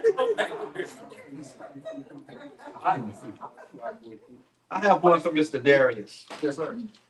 And I know when you were introduced, a part of your expertise is work-life balance. Okay. And I hear this buzzword, and I've heard this buzzword for years, work-life balance, work-life balance, work-life balance. Is there really a work-life balance, or is it a work and a life? Yes. Because, and let me elaborate just a little bit more why I'm going with this. Because let's just say you work 40 hours a week. If you really want to have some good rest, you should get 8 hours of sleep a day as well. That's 40 hours, right? Now you're left with a good 40 more hours to do what? Right? And so I'm just going to assume that what is a part of the life, or is it, well, I guess I got to respond to some more emails, or I need to do this, I need to prepare for the meeting on Monday, or so is there really a work-life balance? Yes, that's a good question. So, I mean, it goes back to, so let's dissect it. So let's look at work. I work in corporate America, and in a fast-paced environment where I got emails coming from all day. On top of that, the account base that I work with is in Houston, so they're already an hour ahead of me. So if I wake up, I got emails from 8 a.m. that was sent really at 7 a.m., right? And so I got people hitting me up at all different times of the day, really. So that's work. And so I can leave work with the expectation of hitting all my emails and having everything tidy and perfect. Or work is done when I leave work, right? And it's how we manage our life. You know, we are humans. We have to make a life. We have to, work to pay our bills. Period. So whatever it is, we have to work in some capacity. And it just comes to how much do you allow yourself to work? What boundaries do you set for yourself around work? When do you allow yourself to shut off work? Because if you really allow it, then that email can be there. It can be 2 in the morning, and if that's your priority, 3 in the morning, 8 in the morning. When that email comes, going back to I don't respond to something till 10 o'clock. People can try to hit me up at 9 o'clock. You're not gonna get an answer from me. You can leave a voicemail. You can send me an email of what's pertaining to you because just because somebody else hasn't um prioritize and strategize around what's urgent doesn't make it urgent for me. Like so what somebody else makes urgent doesn't make it urgent for me at all times. So that's just a part of my life, right? So I have prioritized what's important between work and life for me, So it's just really dissecting where you want to, how you want to live your life. And it's challenging. It's not easy, like I'm saying, right? Like just cut it off. But I mean, at some point, your mental health is taking a toll. Your physical health is taking a toll. Your social life is taking a toll. Your sexual life may be taking a toll. Your intimate life may be taking a toll. If you don't cut it off, if you don't find ways to categorize how you're gonna spend your time, then you pull it everywhere. So and that's just the life we live. Like we get text messages all the time, we get distractions, and so we have to separate how we want to do work and how we want to spend our life. I'm not sure if that's helpful. What are your thoughts on that? No, that's helpful. That's helpful. Also, take advantage of your time off, those PTO days or whatever they call them in your organization. Even if you're an entrepreneur, take those days off, take those breaks, take those staycays, vacays, and that's part of the balance as well. You gotta use your time. Yeah. Sometimes we feel bad about using our time, right? You don't use your word. I know. Yeah, you got to. Yeah, I've noticed, but I've noticed in the answering that we've given, no one mentioned football practice, softball practice, basketball practice, gymnastics, cheerleading. We did not say anything about those kids. It was very top, very go to work, take your vacation, your staycation. It's all about that one individual. That's probably easy to do. There probably could be a work-life balance there. But when you have those little ones, Yeah. can we really balance And that's it all? That's a, Or is it just a juggling act? Whichever ball hit the hand. right. And I'll go ahead. I'll just add briefly and I'll hand it off to you. So what I'm thinking is just sometimes people are in that situation as well. It's like it's not all black and white. Mhm. It's gray area in between what my life really looks like to have some balance. It's the systems and cycles of how we do things. Maybe, Timmy got football practice every week. Well, Timmy got friends. We got to create another system. Can they carpool? Can we talk to so and so daddy? That's his. Oh, this is the starting quarterback. Come on. So the starting quarterback gonna take the. Come on now, coach love Timmy. We got to create other cycles around how we allocate our time and our energy, regardless on what it is. Maybe the baby's creative in his branch. We work together to get daddy some more time. Oh, well, I can do that. Okay, we create another system. Sometimes we're thinking we got to do this alone, right? Everybody in that system in the house can have some say so, right? We don't, as us being the parents, we are the authority figure. But if we got a kid that's 17 years old and we in a house, well, I need for you to help me help you. So it's some of it is that conversation. Because it's like a team. It's a team. We gotta work as a team. Absolutely, that's so good. So I'm gonna piggyback off of that. What I'm gonna say is similar to this is gray, right? It's not always black and white. So years ago, I heard I don't know who said this, but they were talking about the difference between having a balance of something where it's equal portions to having harmony. And I think what works for most people is actually having work-life harmony versus balance, right? So if we have harmony, and the person that I was listening to used the analogy of listening to a symphony. So if you're listening to a symphony, there are different instruments playing at different times to make beautiful music, right? But if everybody played the same note at the same time, it would just sound like noise. And so if we think about, maybe that's an analogy for like how we spend our time or how our life looks when we have young kids versus when we have older kids, or when, I don't know, we have a job where we have a big long commute versus working at home. I mean, there are so many different dynamics and things that play out in our daily lives. And I think it's important to look at your situation as being your situation and do what works for your family. And to not, I think what we do a lot of the time is compare our internal household to what's projected on social media or projected in the world, and compare, oh my gosh, my house is a mess, or my kids are this, or and compare our internal world to that external expression from other people. And that's just not fair. And so I think it's important for us to recognize, like, oh, right now it makes sense for the next 6 months while my kid is in 2 sports for us to do this as a family. And maybe in a year or 8 months, things are going to shift, or my job's going to change. So I think it's just important to think about harmony and what works for you, and not necessarily think it has to be equal, because it doesn't always have to be equal. So just another idea.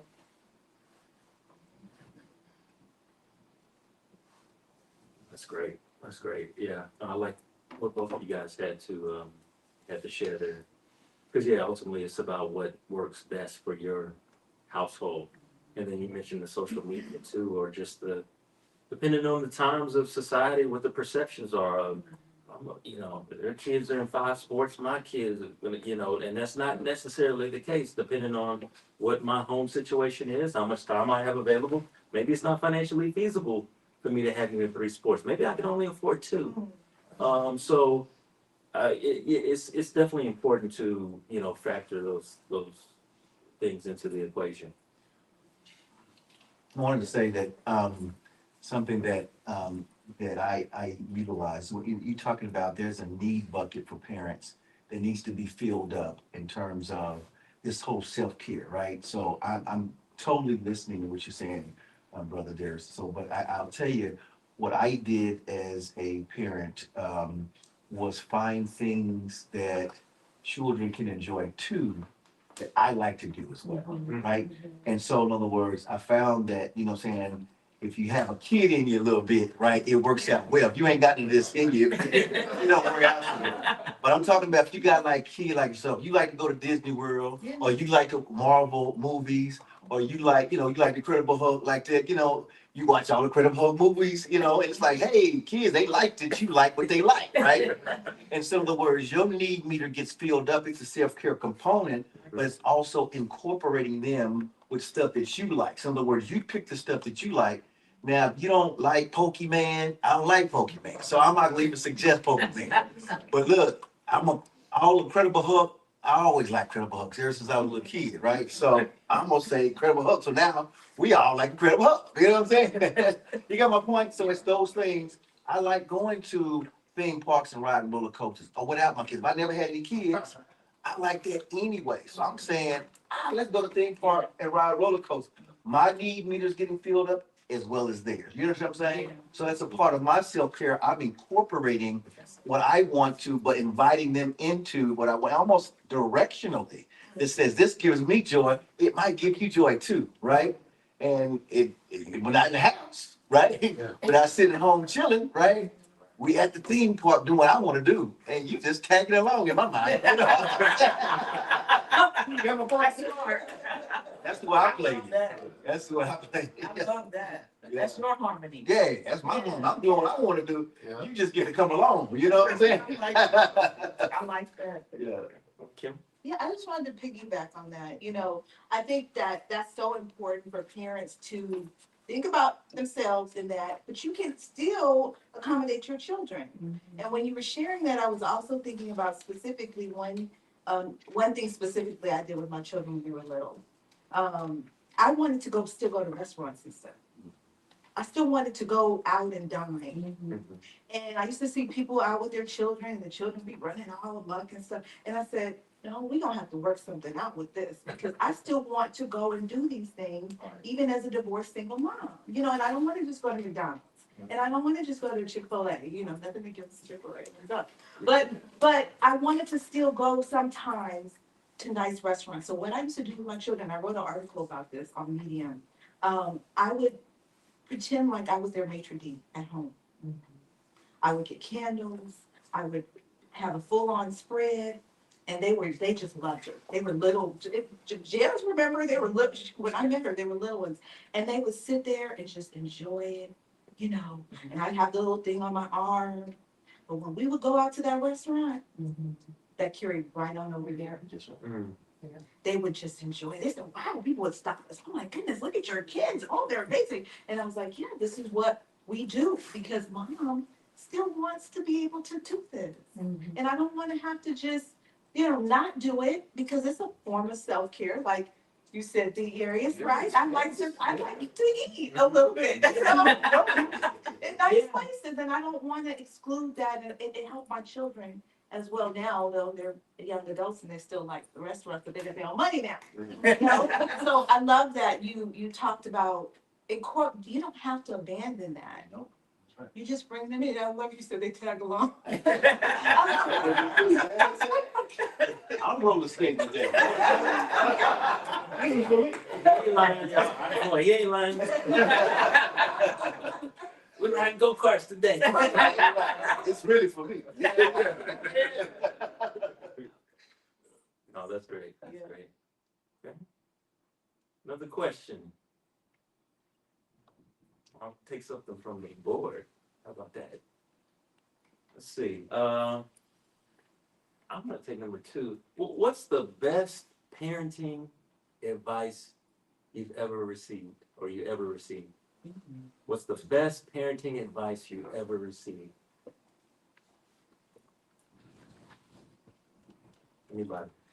Be that flagpole, like she was talking about. Be Consistent, consistent, be consistent. be consistent, and have the tenacity to want to be a parent. Have the tenacity that says, I'm gonna be a parent, like it or love it, right? If you don't like this, I'm gonna still be there. Some other words.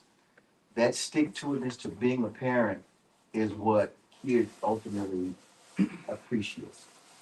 Guess what? And even the other parent will end up giving your accolades later, saying, "Man, you know, you really are a good father." You know what I'm saying? That flagpole. That's what I was gonna say. Yeah. You just took mine.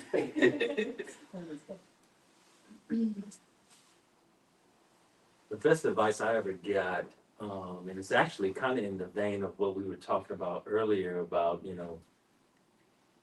two households, kid doesn't want to come to your house or say, I'm not coming over, that whole thing. And so I was kind of in that situation where my daughter was like, a lot of was tense, a lot of stuff going on, divorce was fresh, wasn't even finalized. So it was chaotic. And, dynamics of the household was really, and which I didn't realize it at that time, but a lot of the communication between me and my daughter went through mom, right? So we had a relationship, but mom kind of played a role in it. So then separate house, my house, she and I kind of having to really start from scratch and build. And we had some dust ups. It was tough. And one of those dust ups, I ain't never coming over. And as dad, I'm like, hell yeah. Coming over because I said so. Coming over. That's what I know. I said so. Right. And went to my parents about it, and I'm all stressed. My grandmother, I'm talking to my parents and my grandmother. And I'm thinking they're going to be on my side. That's right. So you got to come over. And they're like, no. And again, the age is a factor. She's 14, 15. If she don't want to come over, she ain't gotta come over. And if she does, you want her in the back room pouting the whole weekend? Right. You need to talk to her. You need to communicate. Going back to the communication piece. And it was like it clicked. It was like a reset that I realized. I'm like, man, I was still treating her like she was 7, 8 years old. She ain't 7, 8 years old no more. She's 14. And I had to communicate I'm your dad. I love you. It's my weekend. I always want you here. Right? I always want you here. With that said, though, I'm not going to force you. If you don't want to come, you don't have to come. And she never missed a weekend. So that was the best advice for me. And even that, and still, that was a big turning point of just, again, that communication and, really, and he was touching on all the things. Was it you, Evelyn, about the emotion, like communicating your emotions? Yeah. So, just learning how to better communicate with my daughter was a game changer. It's huge. That was Yeah. good. Man, that's so good on what you said.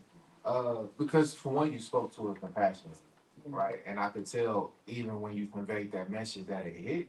But just when we think about our kids or kids in general, so I don't have lived experience with kids, my own kids of my own, but I can just speak to being a child and having a parent figure. We want to hear, I just want you to be here with me.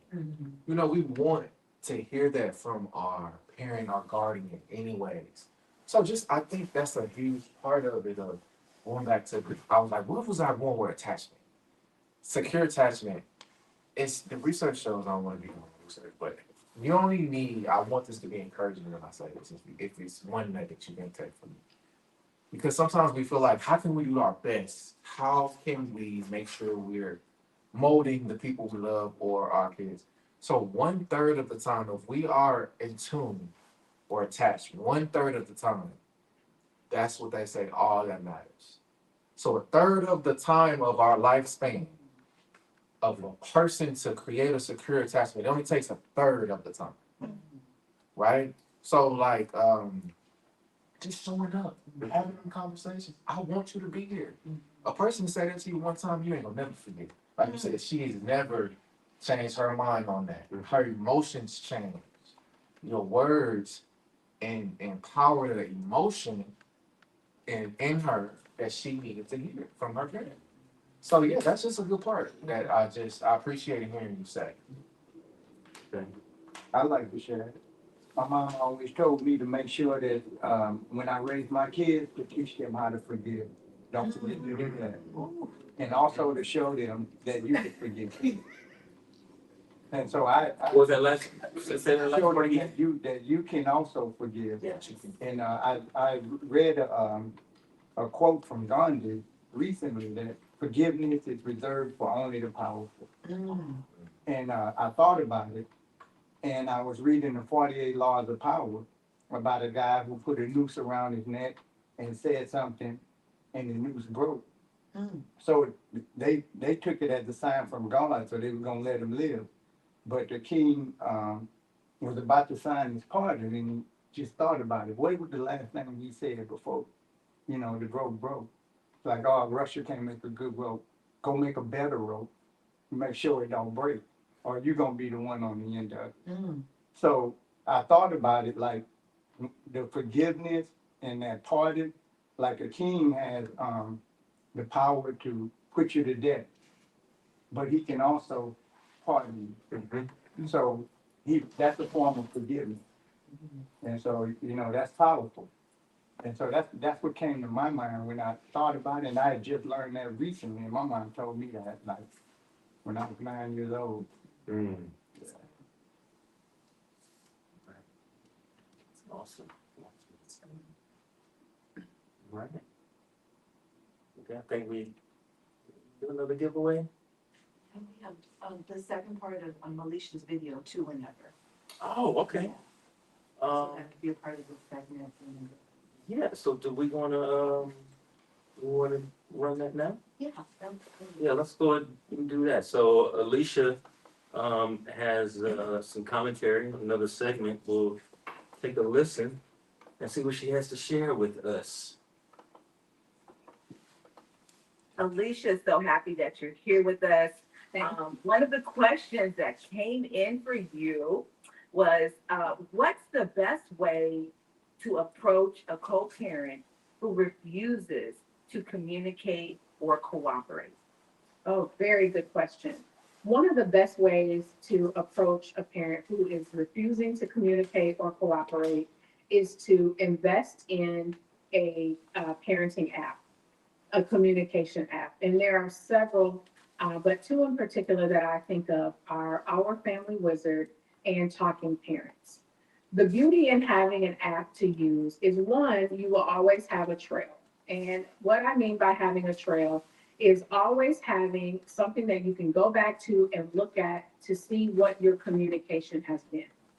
I recommend using an app and not a text, or you're using your phone to just text, because we now know, especially if you got an iPhone, you can delete those messages and you can create a conversation that you actually didn't have.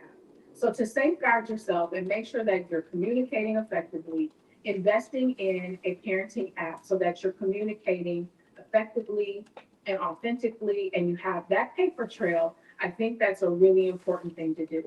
And I know when I say invest, some people might think, okay, I don't want to pay to communicate with this person. And a lot of these organizations do have scholarships and have ways that you can get subsidy or support for utilizing some of the apps. And you may not need them for a very long time, but to begin a regular form of communication and to show that you're not leading with trickery, you're not leading with, trying to catch them up, to say, no, we will have this app that we use that tracks the way we're communicating, and it also safeguards the other parent. And to give them that understanding that you're not trying to manipulate them, you're not trying to tell them what to do. Sometimes suggesting using an app such as this third-party support helps them to realize that you're not trying to run them, so to speak. So I would absolutely say, if you're dealing with a tough situation where communication is not consistent, communication is difficult, you would want to utilize an app so then you have that support. The other really good thing about utilizing apps is there is, on Our Family Wizard, there's a meter. And if you're typing something and you're a little heated and you know how you get the neck rolling and you know the keyboard gangsters that come out, you can utilize these apps that will help you to say, hey, maybe you would want to rethink how you're saying that. You might want to type that over. And so sometimes to have that little click of a support that helps to pull you back into professional mode is also really helpful. The other good thing about utilizing these apps is if you ever get to a place where you're going to be presenting in court about your family case, you can utilize the communication that is saved on the apps that you are using. Also, you can log things like child support payments. You can talk about things if you're needing financial support for sports or for dance. You can get that information from your co-parent on those apps and use that to then show if that person is consistent or if they're not consistent. And so it takes the onus off of you to plead the case of whether or not your co-parent is effective or ineffective because you're actually creating that case in the app. So I think it's a really good way to safeguard not only yourself, but your co-parent and to begin to build some routine.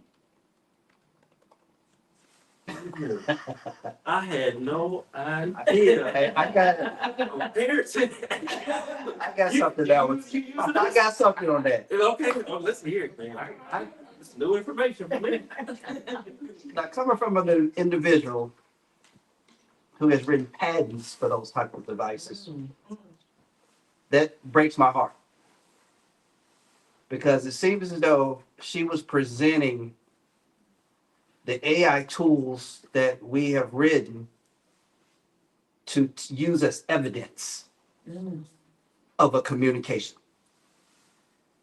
We all know that you can read an email with an attitude and think that that individual on the other end was writing or sent you an email with an attitude. We did not create these chat bots and all of these things to be used in the court. And she actually stated that. These were tools mainly when individuals are far apart. When you have moms or dads serving in war. When you have mom or dad in prison. You have grandparents in Louisiana and grandkids in California, New York somewhere. They weren't built and thought about on that type of mindset to say, okay, let me ask you, hey, dance is costing $200. Can you send me $100? Why would, if I was that other individual on the other end, I would not even respond. I probably wouldn't even have the app after hearing her dialogue about using, was it Our Wizard? I think that's what you stated. Yeah, Our Family Wizard. Yeah, so I like that though. But yeah, It makes for an interesting conversation. yes, it does. In all honesty, no, I didn't even know that existed. I never heard of it. Now, what came to mind, or what I was thinking about while I was listening to her, was like anybody that is in that situation using that, I'm like, man, it's pretty bad. Yeah. I mean, Exactly. communication has completely broke down to where we have to use a parenting app to, so I was just like, that's unfortunate, Very. It goes with parallel parenting, co-parenting. But when you are co-parenting, but you are co-parenting from two separate places, because you can't, it's not feasible for you to communicate. Yeah. You're not reasonable to. So when you're in an abusive relationship or dynamic, that is a godsend to have. Yeah. Because if the other person, is volatile or hostile or whatever, I have two clients who use my family wizard with their ex-spouses. That is the only way that they can communicate. Wow. Because the ex is so abusive, they refuse to see them in person. It's just a very volatile situation. But it's great. It's a great paper trail because they cannot delete anything. And there is a long-term, the courts, from what I understand, really look at is patterns of behavior. If you can prove a long-term pattern of behavior of a parent not paying for extracurricular activities, not responding to, information about the child had a bad day at school or this or that, that is evident. That is something that can work in the loving parent's favor. And that was an app that it wasn't really around, I don't think, when we were going through our stuff, but we absolutely would have used it for sure. Luckily, we had enough therapists involved that would testify on our behalf. But in situations like that, I think it's absolutely a godsend. Yeah. Great.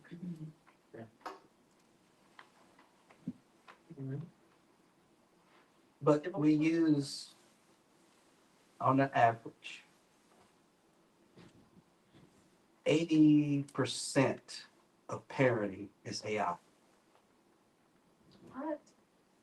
About 80% of parenting is AI. Because we're using tablets to help with the homework.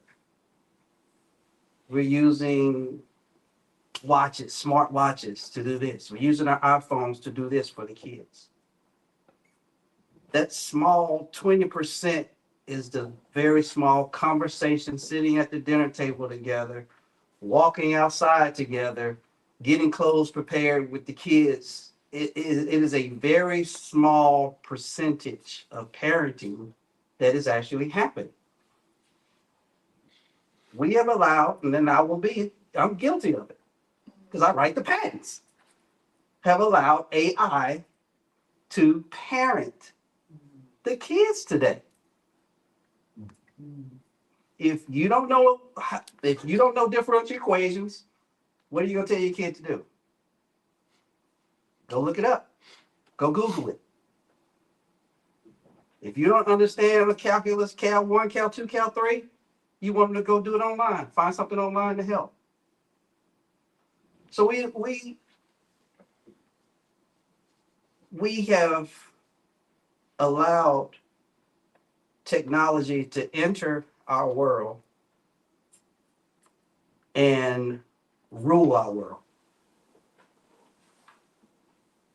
So I'm gonna talk. One, Well, go ahead. well, I'm just gonna say with the math thing, that's kind of not fair for us parents because they changed the way. Oh, that's not. I've heard this. Look at the same. I didn't learn this way, so now I'm mad. I'm messing with you. Yeah. I was just gonna say it's a trick. We gotta watch our narrative on how we say things. We can't say us. You have to speak from your personal perspective. That's right. If you are letting AI, I don't know how you word it, but like control your child's life, then that is your truth. But not everybody does that. Everybody has their own ecosystem, their own way that they are parenting. And AI is an enabler. It's an enabler. It's a way that we can expand in our knowledge, enable let's say emails, responses, all of these different things. So we just gotta be careful with how we use it, how we be mindful with our screen time. Like we mentioned screen time before. But you're right. In some ways, I don't want to say you're right. To anything specific. But I'm saying I think you're right in regards to technology being a big piece of our world landscape in the moment. So I'm also being mindful of how I interact with people and how I interact in my small days of my life. So it's just being mindful of when you leave the house, are you talking to your kids? Are you eating in between dinner? Are you all those things? Are you picking up the phone and talking to your kids if they don't live close to you?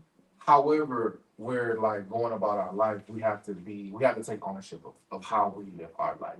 We can't just say it's controlling everybody's life because it's, that's not true or a fair statement to say. All right, just, and I'll leave it alone. Kindergarten, probably, I don't know, 8th grade, maybe. How many kids have books? When I was a kid, I had books that I was carrying in my backpack, in my locker. I had physical books, social studies, science, math. I had a book to bring home. Kids go to school today, they don't have books. They have tablets. So they spend 8+ hours on tablets at school. They come home and probably spend an additional hour, hour and a half on some type of electronic device. And you're not saying technology is raising a kid? Yes, because as a teacher, I'm allowing technology to educate your child. Well, I would say this, and I think to Darius's point, that is one that is subjective, because it's your responsibility. All of your child's learning, education, all of their development socially, is introduced by the parent. You own that opportunity. So in other words, where they go to school, I homeschooled my kids, right? I paid an enormous amount of money for my older kids to go to get a classical education. So they went to classical school. You know what I'm saying? So you own it, right? And then when I brought them home to do homeschooling, it was, again, you're in control, and it's your job. I think it's my job. It was my job. It is my job. And it continues, right? To see opportunities to develop your kid. It's one that says, hey, look, if your kid has a social gap where they're introverted and they don't know how to acclimate well in social settings. It's your job to recognize, hey, this kid has an issue. My other kids may not have had that issue. This kid has that issue. It's my job to do what it takes to put them in activities to develop that area, or to identify with them that says, hey, look, this has been my experience. This is what I've done. I'll say, you know what? You're not doing good socially. Now I keep it real, man. I say, hey, look, hey, look, man, you you borderline weird, my boy. You know what I'm saying? Borderline weird. We got to work on this area. And I say, I'm with you though. I'm not, it's not like you alone. So you know what I'm saying? But I don't need to keep it real with you. Do you think you know what I'm saying? Look at it around you. You ain't doing good, player. So I want you to think this thing. That's how I do it. Like I put them, hey, here's a problem. I want you to own the problem, but I'm gonna own the problem with you. And hey, like I'm gonna walk with you along this development path, right? You know what I'm saying? So with this education, I'm not good at math. I don't want to hear you're not good at math. You know what I'm saying? You know what that means? We're gonna do math all weekend, every weekend, until you get good at math. And when you can say you're good at math, hey, we might slack off a little bit. End of the day, right now, you own all of this. Now, I don't want to hear nothing about you not good at anything. Whatever you say not good in, that's what we finna do. You know what I mean? So that's what I would say. You own it. You're the authority. You're in control of your kids. You're the parent, and being parent is a diligent process. It is diligent. It takes time, attention, money, and your kid's outcome is hinged on you. That's what I would say. Yeah, but AI is a great equalizer. So you can't discount it, because I'm in technology too. I'm an engineer as well. And I prompt AI. I'm prompting the education system now. So the kids that don't use AI is gonna be behind. It's not the same world. You can't have a book. I haven't opened a book in 10 years, because everything I have is available digitally. So I learned math through Khan Academy. I learned how to prompt from an AI created system. If we really care about our kids, what I think you're trying to say is social media, the algorithm. So the first thing I taught my son, and I don't know if everyone knows, I'll tell you the definition of an algorithm. it's a set of rules. That's it. Do this, then this, then this. So he wanted to learn the program. I told him, go and write me instructions on how to make a peanut butter and jelly sandwich. And when he did that, I made him plug it into a program. So you have to empower the kids, because if really our kids now, especially black kids, I'm not gonna say just black, but minority, right, underprivileged. Because it's more becoming a class-based society, more so than anything. I just came back from Dallas, and the thing that shocked me the most about that city is so class-based, based on income. If you're not here in North, you know, in South is where the poor people stay. So if you don't empower your kids to learn technology at some level, then they're gonna be left behind, because I tell my son consistently, the future of the world, not America, the haves and have-nots is gonna be determined by the people who create the technology and those that's being used on. It won't be money. We keep teaching our kids to be financially, you know, at some point, you have to ask yourself, if AI is taking over and doing everything for us, then why do we need money? What would you need money for? You have to have some type of bottling system, so AI needs electricity. So your one human body can power a small city for 1 week. That's what it would need from you. So that's the danger, but you still need to let them know, because if they don't know, then it's a matter of competition. And, you know, if you don't learn, if you're not in a position to compete, then I don't know how you're gonna win the game, you know? All right, this is, I mean, we could go on and on. This is a great conversation, real conversation, everybody, but we are at that time. So we gotta wrap it up, but before we do, we have 2 more giveaways.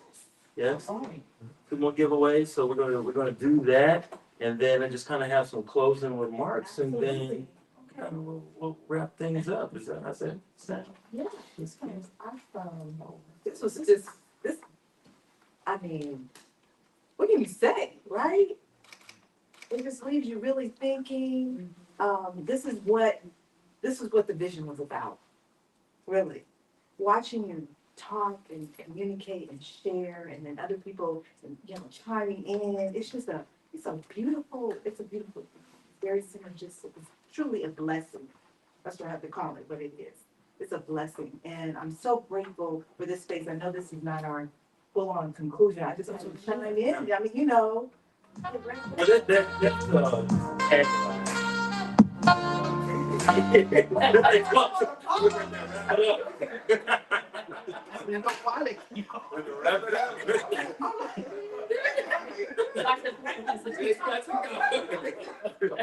I want to thank God and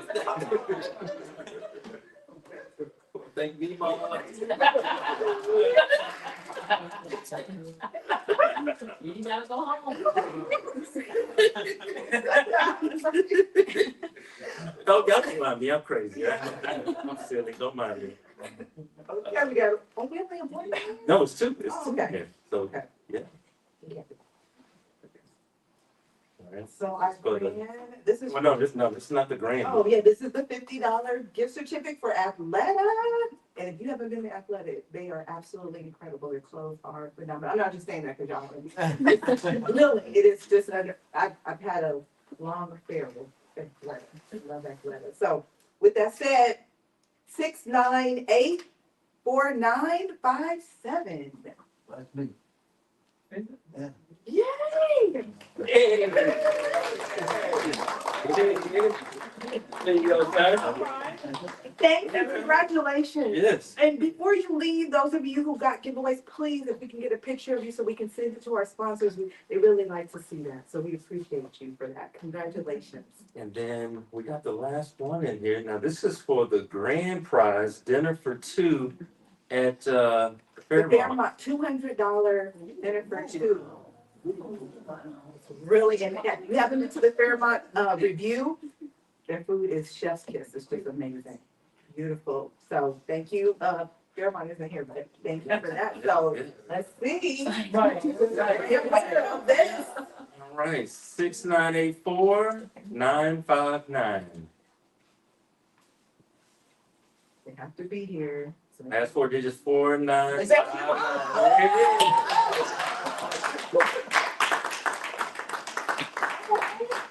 Congratulations. I know you're gonna enjoy this.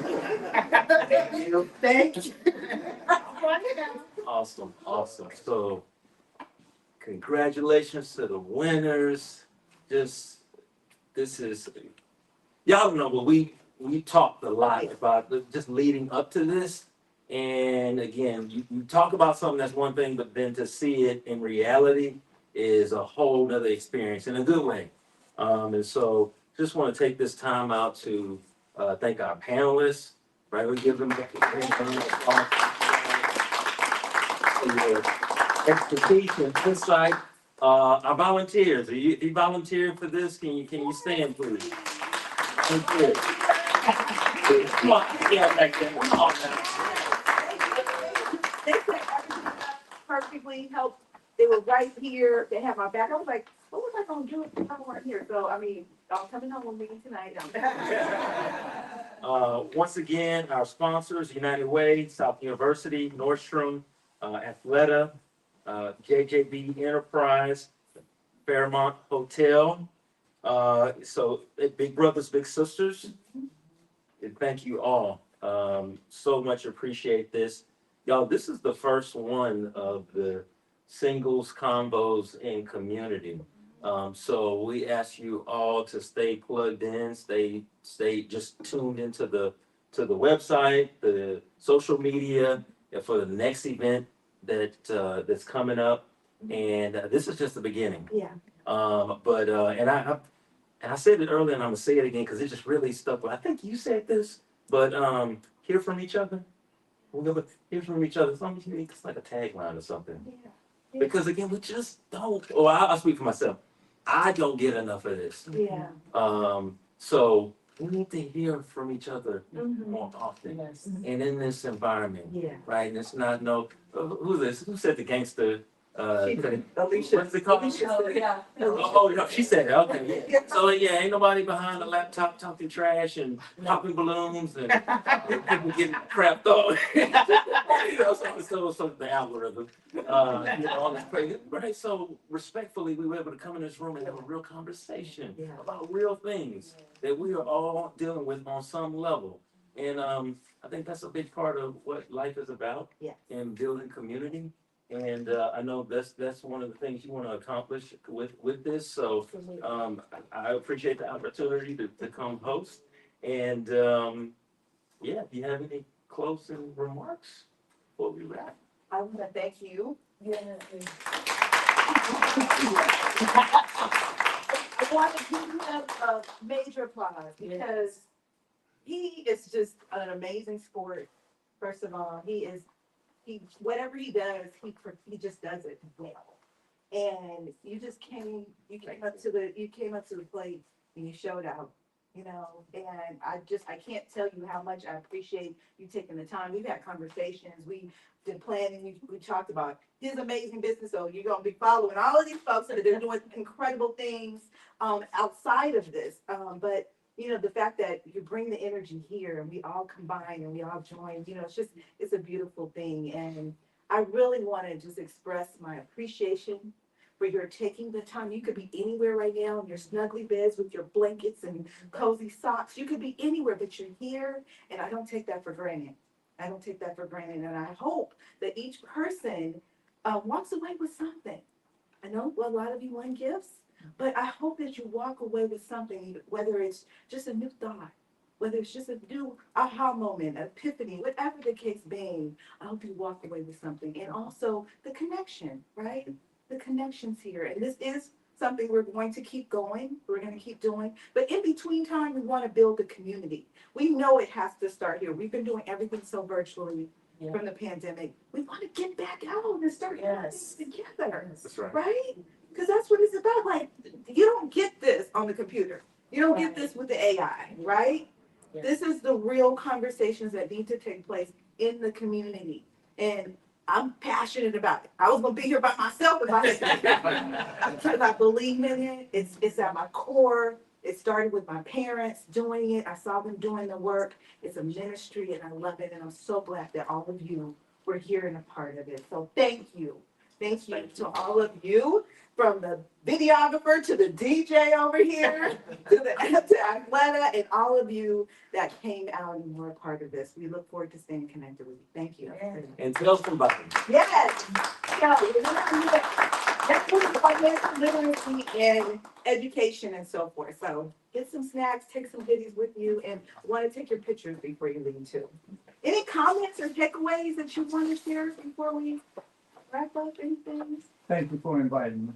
Oh, thank you. Thank you for coming. Thank you. Thank you, speakers. Thank you. Love you. Thank you.